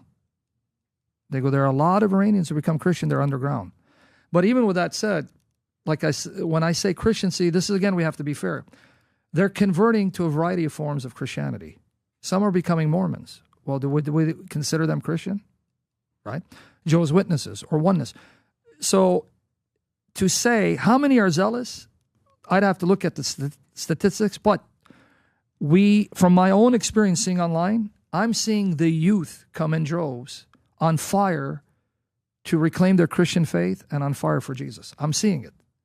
When I was doing it in the late 90s, early 2000s, it wasn't the way it is now. So the YouTube is having not just YouTube, but you get what I'm saying, having a huge impact. It is causing people to look into Christianity, and I am seeing a lot of Muslims leave Islam for Christianity, but I am seeing people who convert to Islam, but those are the Christians, and I have to say, very poorly catechized, and being given a sanitized version of Islam. Because I've interviewed people who said, I became a Muslim 5 years ago, but then I found such and such or such and such, and I saw and I was shocked that this is what Islam teaches. I can't be a Muslim anymore. Because they give you a sanitized version of Islam. See, the difference with Jesus Christ, here's the difference. The more you get to know Muhammad's teaching, the more repulsive it turns out to be. The more you get to know Jesus, the more irresistible he is. The more you fall in love with him. He is beauty in the flesh. If you want to show a person why not to become Muslim, just compare Muhammad to Jesus. Because Jesus makes everything else look ugly. Because he's just beautiful. What can you say bad about Jesus? I mean, even from the Islamic perspective, one of the ways I even argue my case that Jesus is superior to Muhammad, I use the Islamic Jesus. Because I don't believe the Islamic Jesus is the real Jesus, right? Because Paul told us, if you go to 2 Corinthians chapter 11, he warned. He's warning the church. 2 Corinthians chapter 11, verse 1 to 4, he's warning the church. He goes, look, I converted you, basically, so you are my spiritual daughter. Because he's their spiritual father. He goes, I have betrothed you as a chaste virgin to one husband. Because the church is the bride of Christ. So this is spiritual. It's nothing carnal, nothing physiological, because we have to emphasize that because we have people, sick minds, who think that Christ is going to come and have a physical wife. No, it's the church, the spiritual bride of Christ. But there's something called spiritual virginity. Paul uses it. I want to present you as a chaste virgin to one husband, but I am afraid that as the serpent deceived Eve by his cunning, you too will be deceived from your simple devotion to Christ. Now, how does Satan, the serpent, rob us of our spiritual virginity? He says it. In verse 4, he says, because if someone comes and preaches another Jesus than we preached, or a different spirit from the one you received, or a different gospel, you put up with it easily. So he's saying the way Satan makes Christians lose their integrity, virginity, is by presenting another Jesus and you tolerate it. Well, he's talking about the Islamic Jesus. And I'm not saying he knew about it, but the other Jesus is the Jesus of Islam or Mormonism or Jehovah's Witnesses. It's not the same Jesus. There's only one Jesus, and you got to get him right. So the Jesus that Paul preached was God in the flesh, one with the Father and the Spirit. Any other Jesus is Satan's way of deceiving you. So when we say to Muslims, yeah, we all honor Jesus. No, we don't. I don't honor your Jesus. Your Jesus is not my Jesus. So, but when Christians go with it, Paul says, see now, you let the serpent cun you. You just fell for his trick. That's his trick. Yeah, you believe in Jesus, I believe in Jesus. Yeah, no, your Jesus is Isa, who announced the coming Muhammad. My Jesus is the God of Muhammad, before whose feet Muhammad will bow and confess he is Lord. Is that your Jesus? They'll say no. Then your Jesus is not my Jesus. So this is the mindset you have to have. Good. You want to say something? For the part that I watched this young lady, and I want to ask this because to me, I think about it on what benefit it has, right? This young lady is asking, you know who she's asking, Yeah, obviously. Zachary Knight, Zachary Knight, that's right. That's the one who defeated William Campbell. That's right. So she's asking him, hey, if men go to heaven, they get 72 virgins, what do women get? Good and question. this is his answer. It's a very good question. Go ahead, Rob. Mother said that Muslims go to heaven, and then they get 72 women, the men. What will the women get? And if, so as far as your second question, I'll answer first and then come back to your first question. As far as the question is concerned, that if the men go to heaven, they'll get 72 hur, that beautiful woman. What will the woman get? The same question was asked to Hazrat Aisha, may Allah be pleased with her, who's the wife of the Prophet. So the wife of the Prophet replied that the woman will get that which your heart hasn't desired, what your eyes hasn't seen, what your ear hasn't heard about. That means, inshallah, you'll get something equal. What your heart hasn't desired, what your eyes hasn't seen, what your ear hasn't heard. So inshallah, if you go to heaven, you will get something good, which inshallah you'll be satisfied. But the question is, first you have to enter heaven. If you don't enter heaven, you won't get that something which is good. What does that mean? Did you see he didn't answer the question? He didn't answer it at all. No. Pay attention to his trick. Oh, yeah, the Quran says, a woman will get what eye hasn't seen, right? Okay, well, hold on. Does that mean she's going to get 70 men? He never said yes. Did you catch that? Because he can't say that. That would be a lie from the pit of hell. So he's an excellent politician. He knows how to get around it. Because if you pay attention, he never said women will get multiple men. He can't say that. So, but you're going to get delights that are mind-blowing. Okay, I understand that. Does that include that the woman gets multiple men? Oh, but you're going to get what the eye has never seen or the mind has comprehended. Okay, but does that mean I'm going to get more than one husband? See, this is the rhetoric I'm talking about. But what do women get in the Muslim religion? Well, in Islam, can I tell you? Yeah. You will be part of the Houris that your husband will deflower for all eternity. Tell me more. Okay, now let's say you're a good Muslim woman. Yeah. You married a Muslim man. Yeah. Now, it's difficult to ascertain if you've been married multiple times, which Muslim man. But if you pass the test and you had a good Muslim husband, Allah will then make you part of those Houris for your husband to deflower. You'll be one among many. No, it's a crappy deal for the girl. Why do you think she asked? And notice he never said, oh, you're going to get 70 men. He can't say that. He knows he'd be lying. So that means a Muslim woman, she'll have huge breasts, firm breasts, 7'8", She'll be part of the Hur al-Ain. If I tell you where that word comes from, our English word whore comes from that word, by the way. I was just going to say, it sounds really familiar to whore. Just throwing that out there. Really, it's not, yeah. When he said, you're going to be a whore, I was like, okay, that didn't sound... I was almost going to break out with an impression. The brother said, but we're not doing comedy, Vincent. Vincent, we ain't doing comedy. Look at his birthday, by the way. What is it? October 18th. He's born on the same day. We have the same birthday, 13 years apart. But thank God. Yeah, thank you're God. a muscular, handsome Assyrian beast. Very different, buddy. Surrounded by muscular beasts too, but anyway. My man. Yeah. So the contradictions of what a man gets versus what a woman gets. Yeah. If I'm a logical guy and I'm truly looking for a religion and I'm open-minded. Yes. And I'm looking to the Christian church. I'm going, studying Judaism. Maybe I can go that direction. I'm studying Scientology, LDS. Oh, and I'm also becoming a Muslim, right? 72 virgins. How can I buy into that if I got anything but a B or higher in math in high school? Do you understand what I'm saying? I don't know if you got what I'm saying. So how does the math add up? Yeah, what do you mean with Islam? How many billions of Muslim men have died? Yeah. That means there is 72... Like the math. I'm running that. Yeah. So help me. This is a math question I'm asking. You underestimate the greatness of Allah. Yeah, that's probably what it is. The problem is Allah can meet the demand by just creating as many Hur al-Ain as you need. See, this is why you're a kafir, brother. You don't have faith. Allah can do what no eye. Didn't you remember what no eye has seen, brother? Yeah. No heart has come. By the way, that's a plagiarism of Paul.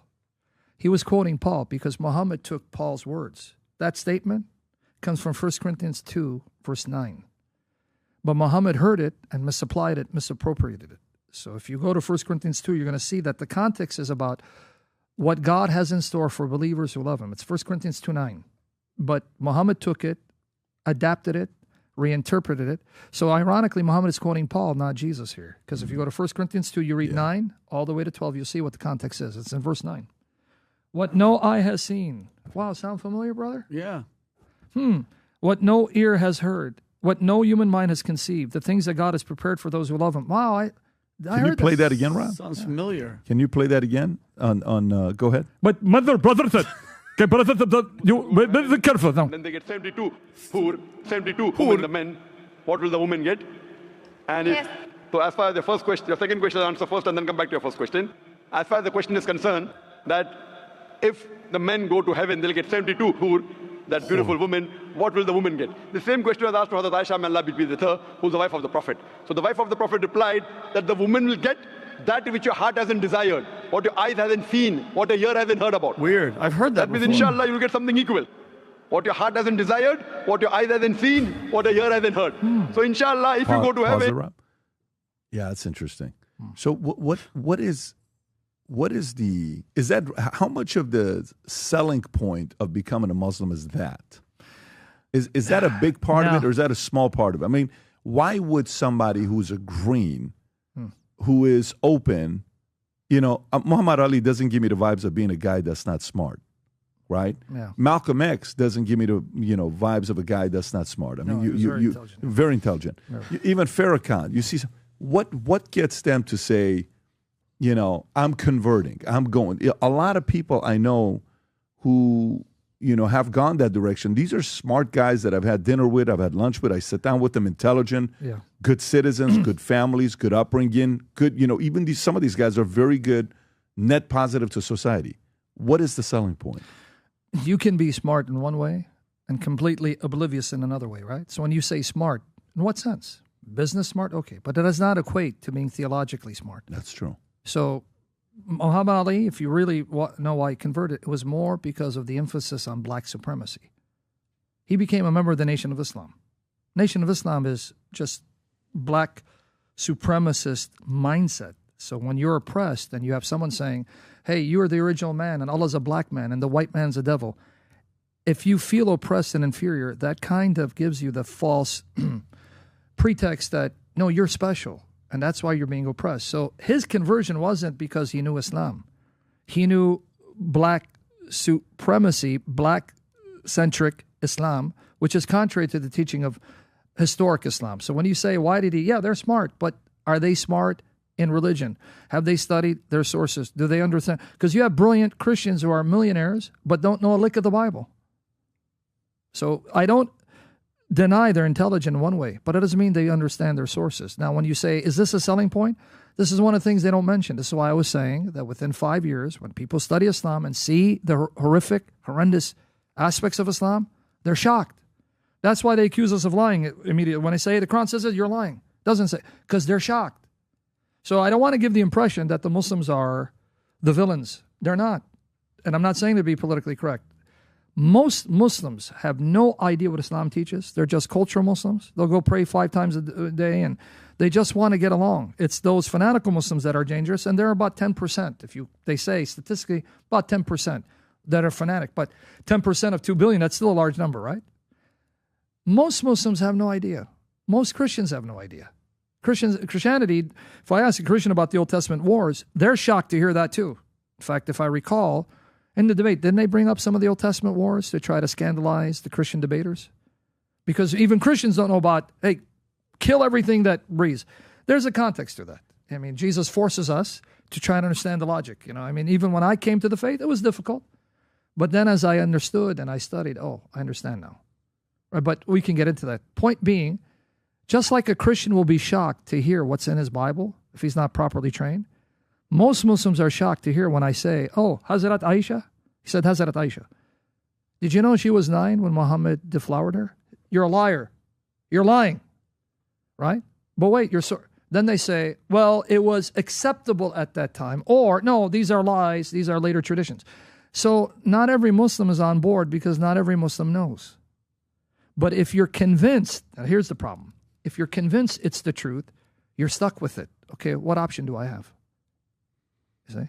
In one of the conversations with a woman, she's talking to you about being a Muslim, and then you tell the story about how he did something to his wife because she got fat and unattractive and left her. Sauda bin Zama. Yeah. Boy, you've really been watching me. You still like me, invite me? Oh, yeah. I've been watching the last 2 days. I don't know how many hours of content of yours I've watched. Yeah, according to, again, you have to go with the Islamic narrative, right? Some people say, well, that's just later tradition. Surah An-Nisa, chapter 4, 128. If you want to open up, I'll give you the context. 4, 128. You're going to see the context here, yeah.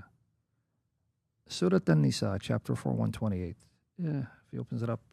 Yeah, I don't know. I would recommend a browser, but I don't know which one. The one I have for the website. This is in the Quran? Yep, watch here, 120. Chapter 4, 128, not 1 to 28, sorry.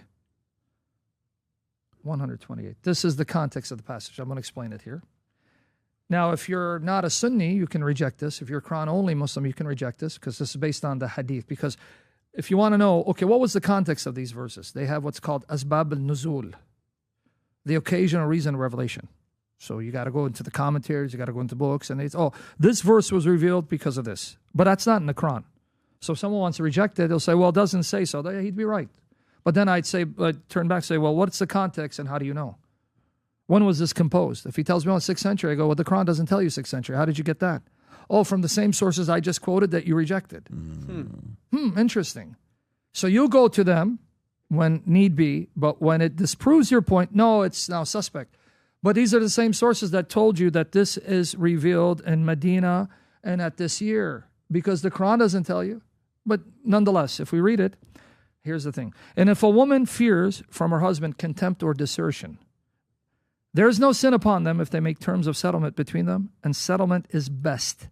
Now, what is that about? Well, if I go to the tradition, Muhammad had at one time 11 wives, even more than his God allowed for others. If you go to chapter 4, verse 3, the Quran, you don't need to turn there. But 4, verse 3, it says you can have 2 or 3 or 4 wives if you can be fair. If not, have one. But then it says, and as many as your right hands possess. See, that part is not emphasized. So the Quran allows unlimited concubinage. That's why you'll hear stories when you have people who go to Saudi Arabia to be maids. They don't know they're signing up for sex. Jeez. That's part of the deal. Because in Islam, if you are a maid or a servant, the man has conjugal rights to sleep with you. You're signing up for that. That's in chapter 4, verse 3 of the Quran. It's there. I didn't write it. Don't get angry at me and put a hit on me or my friends. I didn't write it. Quran 4:3? Chapter 4, verse 3. If you want to show it to him, then we can come back here. You'll see. A maid? Yeah, well, it's called your right hand possesses, meaning that which is under your control, whether a servant or a maid or anything here. And if you fear that you will not deal justly with the orphans, then marry those that please you of other women, 2 or 3 or 4. But if you fear that you'll not be just, then marry one or those your right hands possess. Right hand possession means your concubines, you're free to have as many as you want. But if you want to marry, you can only have up to 4. But it doesn't tell you, okay, the 4 plus the slave girls or the maids. That's authentic Islam, Sunni and Shia tradition. There's no, because it's in the Quran, right? So that part seems to have, been glossed over. I guess many people didn't get the memo. So when you, go ahead, brother. I'm just curious how so many, I know you're not political, but how so many of these Ilhan Omar and all these women of Muslim faith, like they're my body, my choice and everything, but then every single thing in the Quran is anti-them. 72, exactly. Like those 72 virgins, Sam, for every guy that goes and has all these virgins, like what type of life is it as a Muslim woman that you die and your eternity is up there having sex with all these guys? Like, it doesn't make any sense to me. Well, it does one of two things. It makes them leave Islam, or remember, if you've been convinced that Allah's God and this is the only religion, well, hey, what choice do I have? You see, understand? Yeah. Okay, if I have been duped and beyond any reasonable doubt convinced this is true, I'm stuck. What do you want me to do, Vinny? Yeah. This is how Allah does what he wants. I'm just glad I'll be there. I won't be burning in the fire. See, this is why do I say you have to be careful demonizing all Muslims? Because many of them are victims of the system, right? And I don't know. I was going to say something. But anyway, they're victims of the system. But coming to the explanation, I'm going to explain 4:128. Now, remember, how many wives can the Muslim have? Up 2, to 4. 3, or 4. Yeah. So you can have 2, 3, 4. Okay. If you could handle it and be... Yeah. Yeah. Muhammad had 11. 11.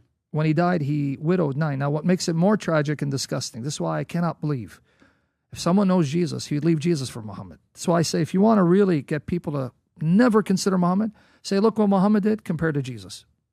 Jesus' beauty will show you how disgusting these teachings are. Right? Focusing on, look at Christ, look at Muhammad. In fact, comparing Muhammad to Paul, the apostle, a glorious, holy servant of Christ. And all he was a servant. If you see his lifestyle and his purity, he makes Muhammad look filthy by comparison. Just Paul, who's not our God in the flesh. But nonetheless, not only in 4:128, if you go back, did Muhammad treat one of his wives unjustly. Every single wife of Muhammad, after he died, could never remarry again. That's in the Quran. You cannot have his wives after him. So he left some of them widows. Aisha was 18, they say, and others in their 20s widows, and some of them lived to their 50s without ever being able to marry, have children. This is what he did to them. And you're telling me he's a mercy unto mankind? Seriously? And what does it tell you about a man who had 9 wives and couldn't get any of them pregnant? Right? They say that his first wife, Khadija bin Khuwaylid, that was his first wife. She was 15 years his senior. She was actually his boss. He used to work for her. If we go with the, again, remember, we're going by the Islamic narrative.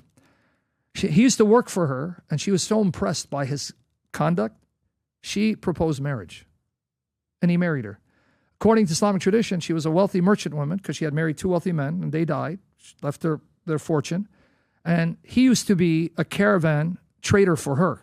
So she was his boss. According to the Sunni tradition, he married her when he was 25, she was 40. And so she supposedly mothered all his children. But every son he had died as a toddler. None of his sons lived even to adulthood. Now, he only stayed with her until she died. Now, I'm going to explain to you why this is significant. After that, he went crazy. He started just collecting wives. All his children, not only the sons, died as toddlers, but even his daughters, who got married later, died. The only child that outlived him was his daughter Fatima, who then died 6 months later. And she was married to Ali ibn Abu Talib, who's his first cousin. And hence you get the Shia and Sunni divide. Because Muhammad's lineage is traced to his daughter Fatima, because she gave him 2 grandsons, Hassan and Hussein. This is where the Shia trace Ahlul Bayt. So this has significance with the Shia and the Sunni. They don't get along. Fatima, right? Ali, who's supposedly the rightful successor of Muhammad, he was robbed. She gave him his 2 grandsons because he had no boys. He had no successors. Hassan Hussein. Ahlul Bayt, the family line of Muhammad, supposedly comes from that line. But with that said,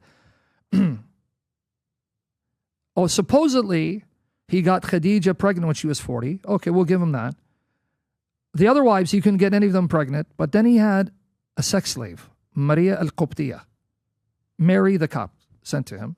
He supposedly got her pregnant. She gave birth to his son, Ibrahim, and he died when he was 2. Okay, so maybe something happened. He got lucky with her.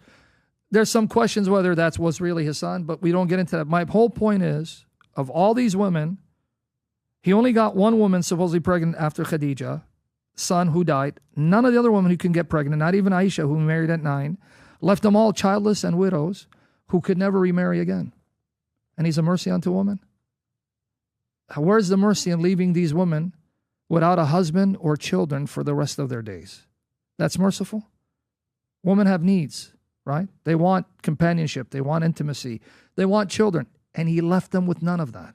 And you're telling me he's a mercy unto mankind. Now, to show you how cruel he is, that's where you're going to come 4:128. Now you're going to see the cruelty of Muhammad. Now you're going to see how this man is considered a mercy. I have no idea. Man, if he's merciful, then you and me, Vinny. We're in trouble. My goodness.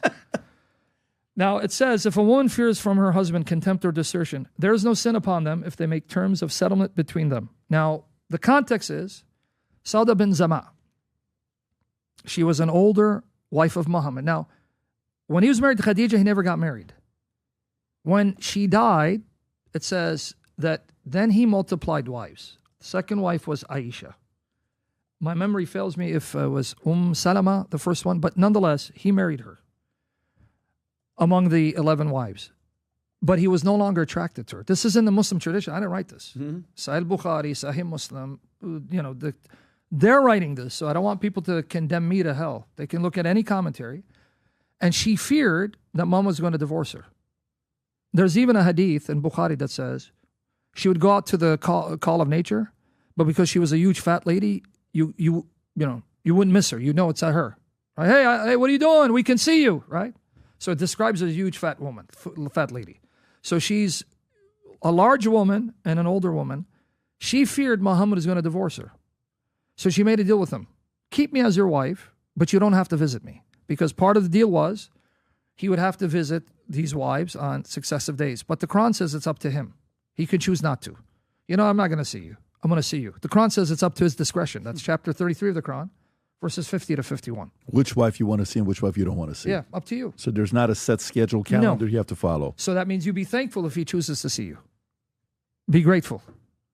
So she comes to him and says, look, don't divorce me. Keep me as your wife. Now remember, each wife has to have her own house. And she cannot go out unless there's a need and with his permission. So can you manage you're under house arrest pretty much? You can only go if it's a need or he gives you permission. So he has 11 wives, 11 homes. They have to stay home until he says you can come out. Or if it's something really like, hey, I got to run to the toilet. Okay. This woman said, don't divorce me. Keep me as your wife. And the day assigned to me, you can give it to Aisha. So Aisha had 2 days. The 9-year-old. Yep. And he left this woman in a house all by herself the rest of her days. And the Quran says, good agreement. If you agree to it, no problem. So his God said, if that's the deal, go with it. Now, why did she want to be his wife? See, this is again. Because the Quran says that all of Muhammad's wives will be his wives in paradise. So she was hoping that if he didn't divorce her, she'd end up with him in paradise. See the mindset? Please don't divorce me. Let me die as your wife. So at least in paradise, I'll be your wife. And he left this woman alone in a house without, and having no children with her. All because he was not attracted to her. And she knew it. And she said, don't divorce me. Now, if Muhammad was merciful, you know what a merciful God and a prophet would say? What are you, crazy? I love you just as much as the first day I laid my eyes on. In fact, I love you more. What do you mean? No, you're my wife, and I'm going to honor you. Oh, okay, good deal. Let's go for it. And it's sanctioned in the Quran. See what it says? If a woman fears from her husband contempt or desertion, there is no sin upon them if they make terms of settlement between them, and settlement is best. So if you agree to this, all right, good deal, go with it. But who wins in this deal? The men. The men are winning. The women are getting abused. I don't know how in the world this guy is a mercy unto mankind. And when people tell me respect my prophet, how can I respect such a man who has not only destroyed the people around him? Sam, how much, when you walk in the streets, how often have Muslims approached you? What kind of threats are you getting when you're out there saying what you're saying? Interestingly, TikTok and Instagram, the clips made me famous. Not because I wanted to. So if I'm going places, I'll get recognized. But Muslims, even if they recognize me, will try to avoid me. Because remember, unless it's a fanatic who wants to kill me, they're not here to kill or go to jail, right? So if they even recognize me, they won't come up to me, right? Because again, this stereotype, not all Muslims are killers, not all Muslims are terrorists. So I haven't run into the wrong 10%. Muslim. Yeah. I haven't run into them. Got it. Yeah. So thank God. Yeah. No, that's a very good thing. Yeah. It's a very good thing. By the way, in regards to us, Assyrians, the story about what happened with us, you're a good storyteller. You know how to break things down well. I don't know if I can with Assyrians. what happened to Assyrians? We used to have a country, the fall of Babel. What happened to us? If you're asking me from a theological perspective, because Old Testament history, because it's not just prophecy, it's history. Well, we're told in the book of Nahum, if you're asking me now, just as a Christian, see the political landscape from the revelation God has given, because that's the only source I have, right? I mean, if we can conjecture all we want, your opinion is just as good as mine. But if I believe the Bible is God's word, and this is God's perspective, he's a reality. The Lord will often destroy nations who've reached a limit of sin of how much he tolerates. The Bible says there's like a debt ceiling. There's so much sin he tolerates, and then that's over for you. So we're told in the book of Nahum, this is the judgment of Nineveh. He says, because of the Assyrians being steeped. And it's not just Assyrians. See, this thing. God does this with all the nations. You can just start reading from Isaiah chapter 10 on, all the way, you're going to see all the way to 19. God is talking about the judgment of all the nations, like, the Moabites, the Ammonites, the Babylonians. Because why? God owns them all.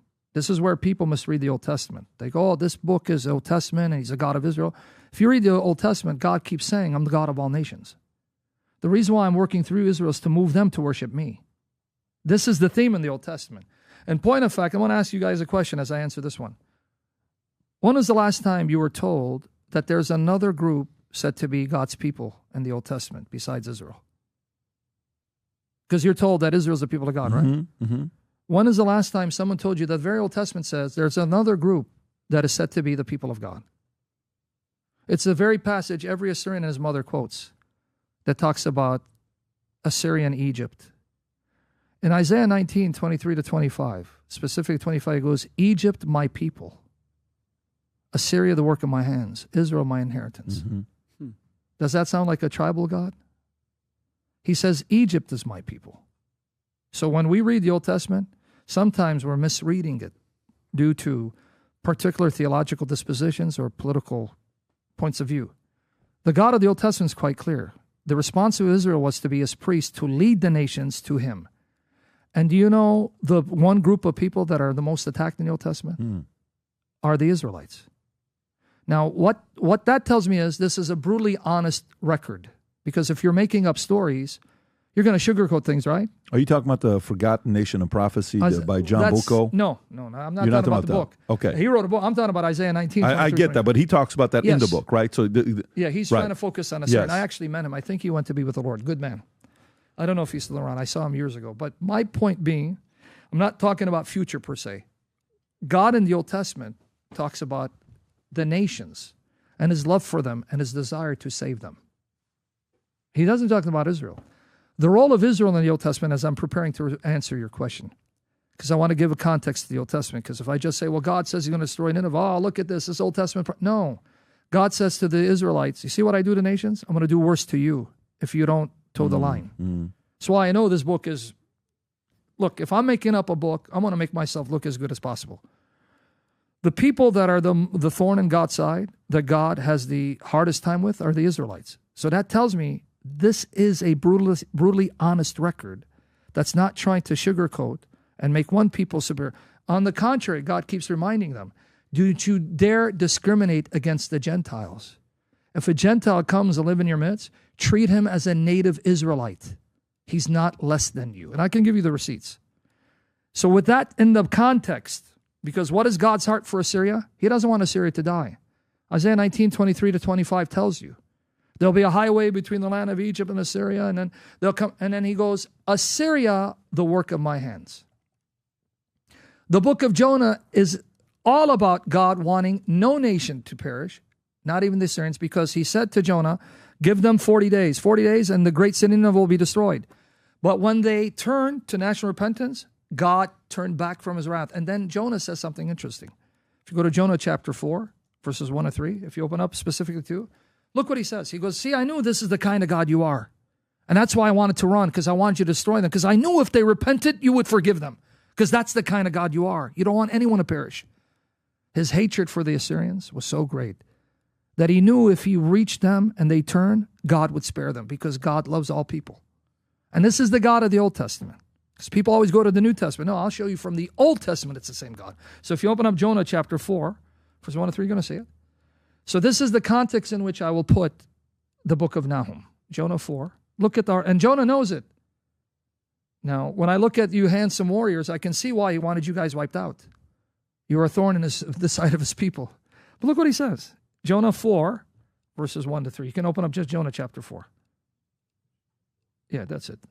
You don't need to put chapter 4, I think. You just put Jonah and then 4.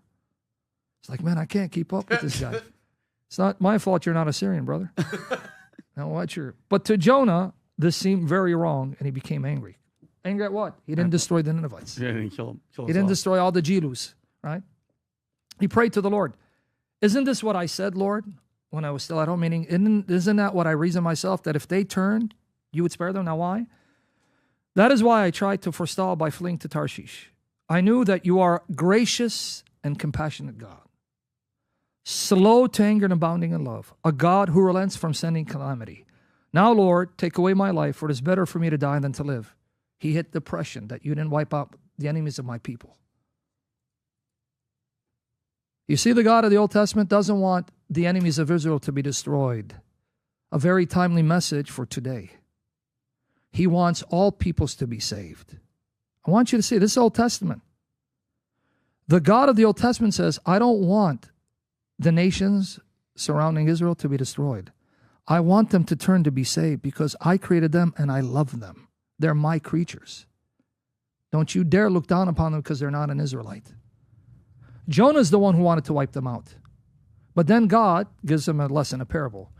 It's scorching heat, if you read it, and we won't need to read all of it, but and then he makes a gourd, miraculously, to give him shade, and he's comforted.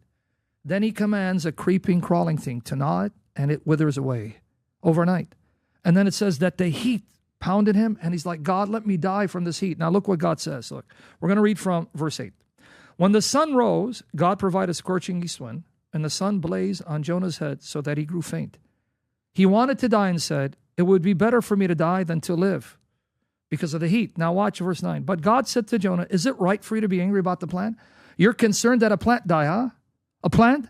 But you didn't give a damn that over 100,000 people were going to die? You had more concern for a plant than a human soul created in my image? That's what he says. Right? Is it right for you to be angry about the plant? It is, he said. And I'm so angry I wish I was dead because it was, shielding me from the heat. But the Lord said, you have been concerned about this plant, though you did not tend it or make it grow. It sprang up overnight and died overnight. Now watch. And should I not have concern for the great city of Nineveh, in which there are more than 120,000 people who cannot tell their right hand from their left, and also many animals? You didn't want me to care for them because they're your enemies, but doesn't mean they're my enemies. Don't make your enemies my enemy. Just like I created the plant, I own it, I created them. And I didn't create them for destruction. I created them to live. See, this is the heart of God. This is God.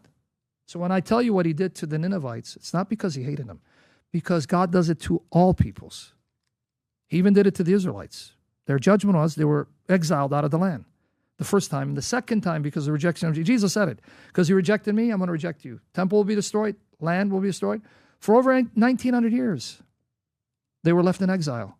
What sin does the Bible say they committed that would have resulted in them being exiled for over 1,900 years? Because the sin that resulted in the destruction of the first temple, it says bloodshed, immorality, idolatry. So then he brought the Babylonians, right? Started around 604, first deportation, then 597, then 586. They burned the temple and destroyed Jerusalem. But he returned them 70 years.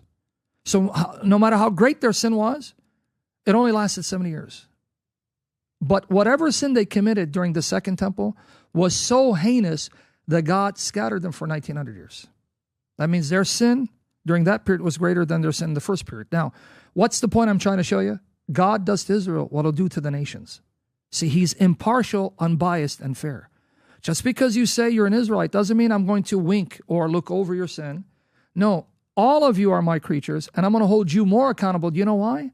Because they don't know me, you do.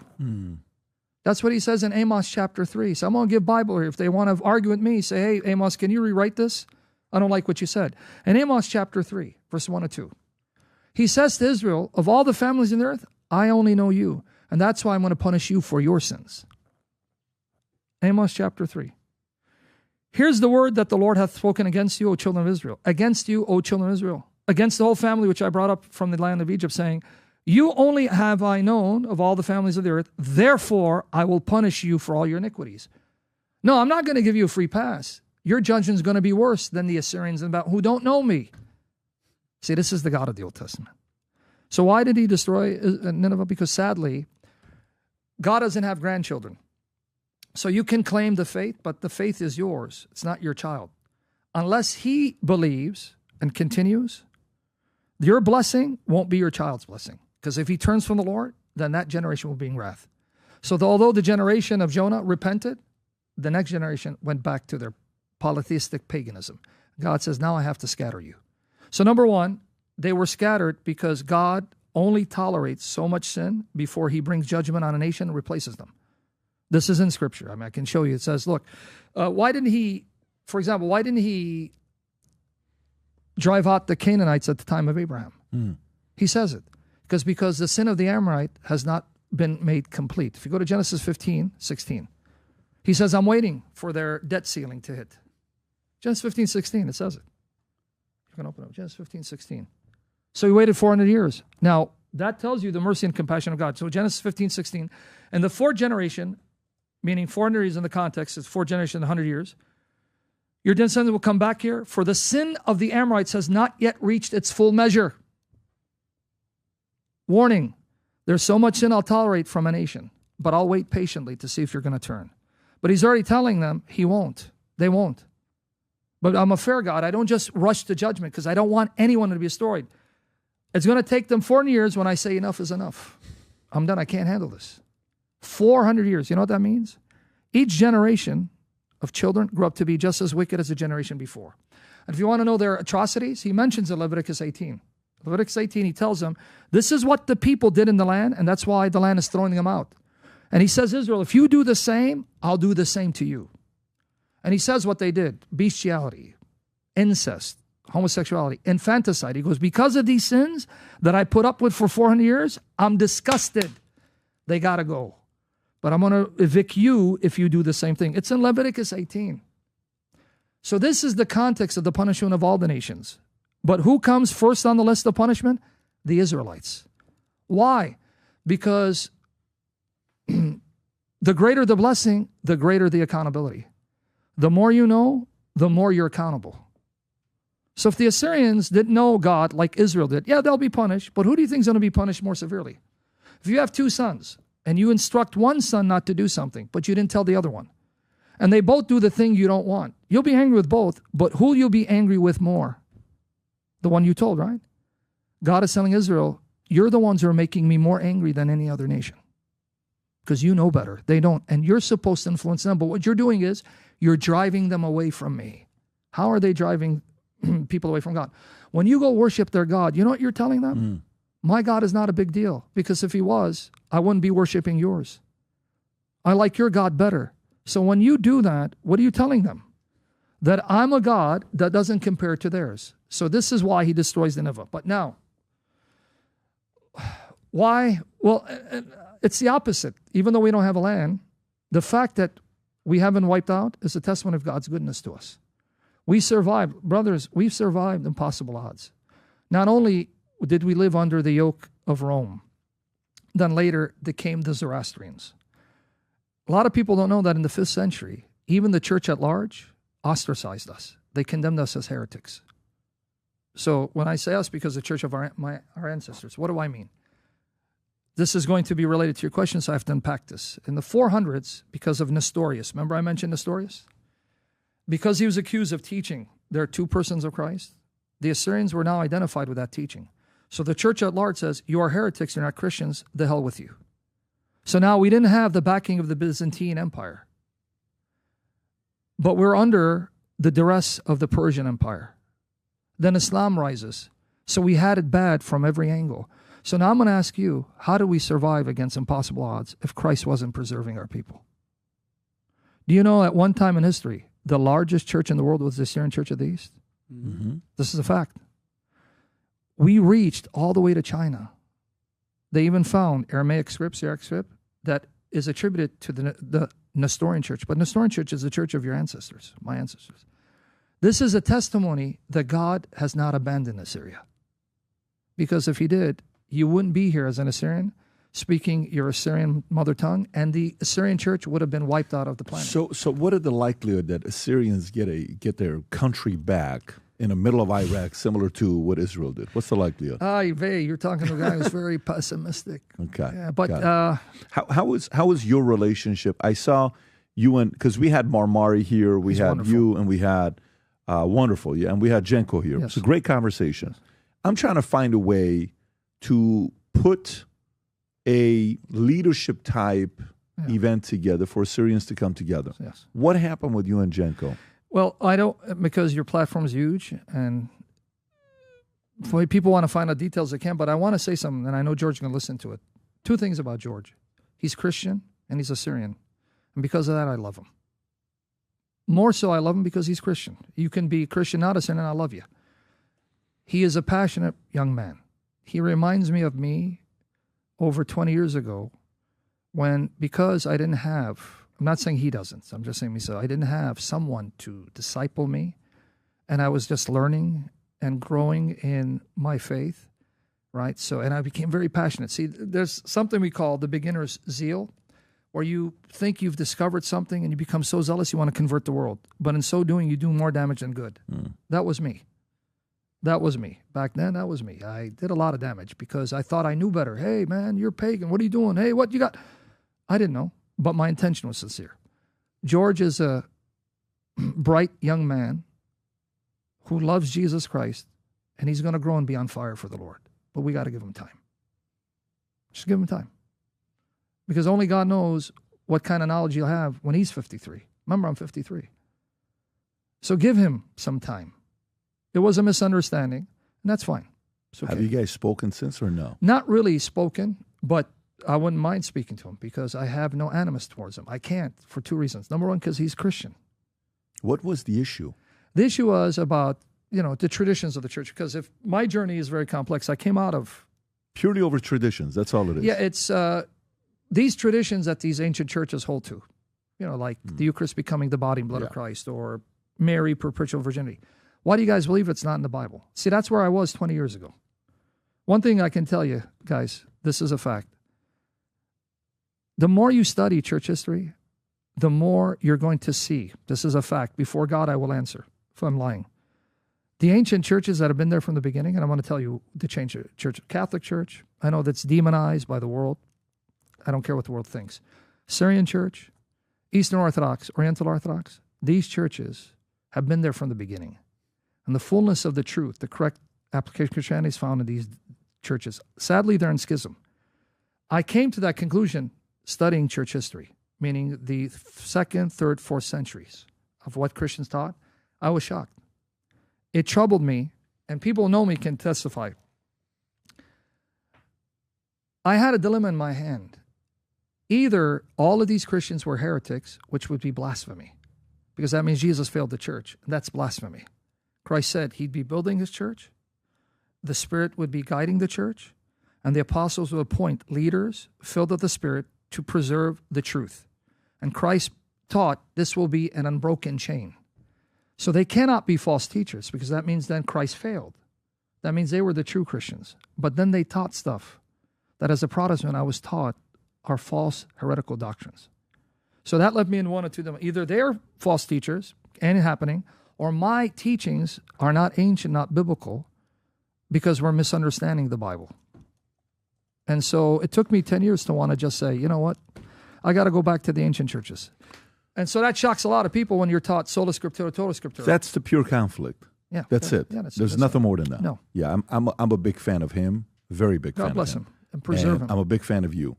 I think he is an incredibly unique, because when you think about the Assyrian community and you think about Avengers, you said something very interesting earlier, which I fully agree with. You said, if I'm going to debate an atheist, I'm the wrong guy. Bring somebody else, because I don't know nothing about atheism. I didn't study atheism. But if you bring me against Muslims' Quran, I've studied it. I'm a good guy to come in. But I've no guys that are millionaire Christians who know nothing about the Bible, and I know, that whole thing that you're talking about, right? Yeah. This is a guy that was mainstream youth with Logan Paul in that entire community as an Assyrian guy who chooses his faith over fame, walks away, does his thing, and is doing his best to be amicable with everybody. I'm so impressed by him and his wife, what they're doing. Praise the Lord. And then with you, I see you as an animal. You're a very unique animal, very. Extremely necessary. Because I'm shaped like a buffalo? Is that what you're saying? No, man, there's something very different about you. There's something very different about you that you're a complicated human being. You're very complex, because when I publicly said I want to bring you on, I wish you could see what text messages I get, what things people send me. This week. You have to watch this video. You sure you want to have this guy on? Do you know what happened with him in his past? Do you know what's exactly. all this stuff that's sent my way, right? And I get it. I mean, I'm not, this guy's not a representation of this. That guy's not a representation of this. Listen, I don't know why God uses complex human beings to do the impossible. I don't know why. But he's always done that. Okay, if you would have told me, who's going to be the guy that's going to go up against the establishment, it's going to be a guy like Trump, I would have said, you're out of your mind. But he chose him. Oh. Okay, is he a man of faith? Is he going to go out there and sit with you in a conversation about Bible and he's going to be able to hang? No, that's not him. Is he a guy that's going to be? No. But watch what he's doing right now with all the different dealings. I think he chooses complex people, and I think you're a complicated individual yourself. But brilliant. Those two typically go together. You look like you want to say something. No, I want to comment. The Bible pretty much tells you why he does that. So no man becomes a center of attention, but Christ. The Bible says he takes broken vessels so that people will know the power is not in you, it's from God. Because God does the impossible with individuals that no one would think would be possible that they could be used. So he can get the glory. This is in 1 Corinthians 1. 18 and 31. Says it right there. 1 Corinthians 1, 18 and 31. God wants to show his glory by taking humans who are oppressed, rejected, looked down upon, so that people know that can't be him. There's something in him that's doing it. So he gets the glory. So that not only does he get the glory, but no man becomes an idol. See, this is what has been disgusting me on the social media.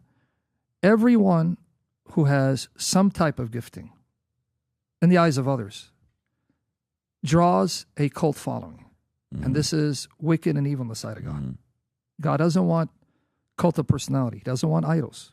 He wants you not to focus on the person because he's going to disappoint. I'll disappoint you, right? In fact, even now as you're talking about it, as I said, coming to this broadcast, I've never been attacked spiritually in my life than prior to this event. Stuff of my past, my ex-wife, lies and slander being used to discredit me. That hasn't happened to me in years. There's something about you and that Satan came after me. I got so tired, I almost wanted to give in. I said, man, maybe I shouldn't be here. It was that bad. So the warfare is real because we are imperfect. In fact, if you read the Bible, the greatest characters of the Bible are some of the worst sinners imaginable. You go look at David. David committed adultery, murdered the man to cover up his sin. Go look at Solomon. Go look at it. Because God is telling you, look, your eyes shouldn't be on them. They're flesh like you, they'll disappoint you. Your eyes be on me who works through sinners to give you hope that if this sinner can be forgiven and be used, I can use you too. And secondly, as long as you keep your eye on me, I will exalt you. But if you exalt yourself, I will have to humble you because I'm not putting you in the business to have people be your followers. I'm putting you in the business to make them followers of Jesus Christ. And I'm going to give you a principle from 2 Corinthians where Paul says he was afraid he was getting puffed up because Paul was a super apostle. He did more, he says it, I've done more miracles than the other apostles. He wasn't boasting. And I reached more people. But then he says something, this is why he's my hero. When I read Paul, man, he's my hero. I can't hold his sandals. And he was a maggot in comparison to Christ. But look what he says here, 2 Corinthians 12. So I'm going to quote, the man, he just wanted to be forgotten and wanted everyone to see Jesus. He didn't want you to focus on him. Stop focusing on me. Focusing on the Lord who loves me and saved me and didn't give me what I deserve here. 2 Corinthians 12, look at 6 to 10 what he says. Now, he's talking about, the context is he's talking about a man, and he's talking about himself, by the way, but he's talking about him third person because he doesn't want attention. Yeah, sure. He goes, I know a man, whether in the body or not, I don't know if I left my body or my body, who 14 years earlier was caught up to the third heaven. Paradise of God. It's him, but he doesn't want to say it's him. But he doesn't know, did God take me in my body or is it an out-of-body experience? It doesn't matter. He saw inexpressible things that cannot be expressed. Now, look what he says. He gives it away, basically. For though I might desire to boast, I will not be a fool, for I will speak the truth. But I refrain, here's the key. Lest anyone should think of me above what he sees me to be or hears from me. See that line right there? I don't want anyone to make me a superstar. So I fear when I tell you the things I've done, you're going to idolize me. I don't want you to idolize me. See, that's why I have to be careful what I say, lest I impress you to focus on me, and I will disappoint you. That's what he's saying. I don't know of any Christian. Myself, I disappointed so many people. I don't know if I'm right. I always think I'm right, and they're wrong. But that's the other side too. They're right. We're just biased. Yeah. Now watch what he says. Why do sometimes God allows you to struggle with demons? Here's the wisdom of God. Unless I should be exalted above measure by the abundance of revelation, meaning unless I thought I was a super Christian because I was getting so much revelation, more than Peter and John. Lest I feel, look at me, I'm the man. So when people tell me I'm brilliant, it's not I'm trying to be fake humble. I don't want to believe it because I'm afraid I'll get puffed up. You understand? Because the same gift that God gave me, he can take it away. But here, I want to not believe. I want to finish this. A thorn in the flesh was given to me, a messenger of Satan to buffet me, lest I be exalted above measure. Concerning this thing, I pleaded with the Lord 3 times that it might depart from me. God, I can't handle this. Remove this agent of Satan. He doesn't tell us how Satan's attacking him, but Satan attacks. But he doesn't tell us how. Was it a disease? He doesn't say. Yeah. He goes, but God, I can't handle it. Look at Jesus' response. I pleaded with the Lord 3 times, depart from me. And he said to me, my grace is sufficient for you, for my strength is made perfect in weakness. Now, the depth of that one statement. My favor is all you need to endure. I'm not going to deliver you, but I won't let it consume you. I will preserve you through it, but I'm not going to take you out of it. You know why? Because I want you to know you're nothing without me. When you realize how weak you are, then you're going to appreciate it's my power, it's not you. That's the wisdom of Christ. And that's why he says, therefore, most gladly, I will boast in my infirmities. I won't talk about how great I am. I'm going to talk about how weak and wicked and useless I am. Why? So that you know it's the power of Christ that's giving me the grace to do this. Therefore, I take pleasure in infirmities and reproaches and needs and persecutions and distresses for Christ's sake. For when I am weak, then I am strong. Then I know where my strength lies, not in me, not in my money, not in my political connections. That's all going to go. But if you have Jesus, that's forever. See, this is why sometimes we go through hell to remind you, hey, Patrick, get off that horse, bro. I'm not saying, but get off that horse. You are what you are because I was pleased to put you in the right circumstances, but 100%. I can take it away like this. I fully believe that. This was great. I wish I had more time. I got an 11:30 meeting I got to run to. The guys are texting me. I would like to do another one with you because I probably have 20 other topics I haven't gotten into. But this was a lot of fun. I really enjoyed it. Where can people? I do think you're on Menekna. Did you guys talk about Menekna? They want to set me up on that. Okay, so we're going to put the link below for Menekna. I'm sure a lot of people are going to want to talk to you.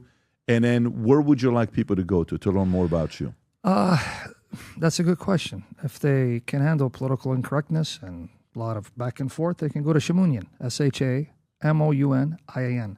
But like I said, it's going to be a lot of... Is it a website or YouTube? No, it's a YouTube channel. Okay. But like I said, a lot of controversial issues, things coming up that unfortunately has to come up, but there it is. See that fester? That's my twin brother right there.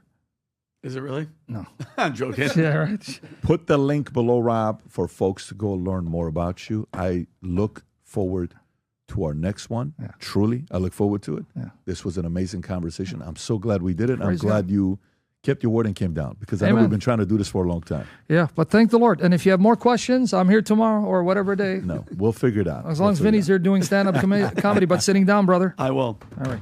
Take care, everybody. Bye-bye, bye-bye. Hey, guys, Vincent Oshana here. I recently released a new shirt for my faith-based line, Faith Over Fear. There's a cross on the front and Hebrews chapter 11, verse 1 on the back. As Christians, we've never seen Jesus face to face, but we believe.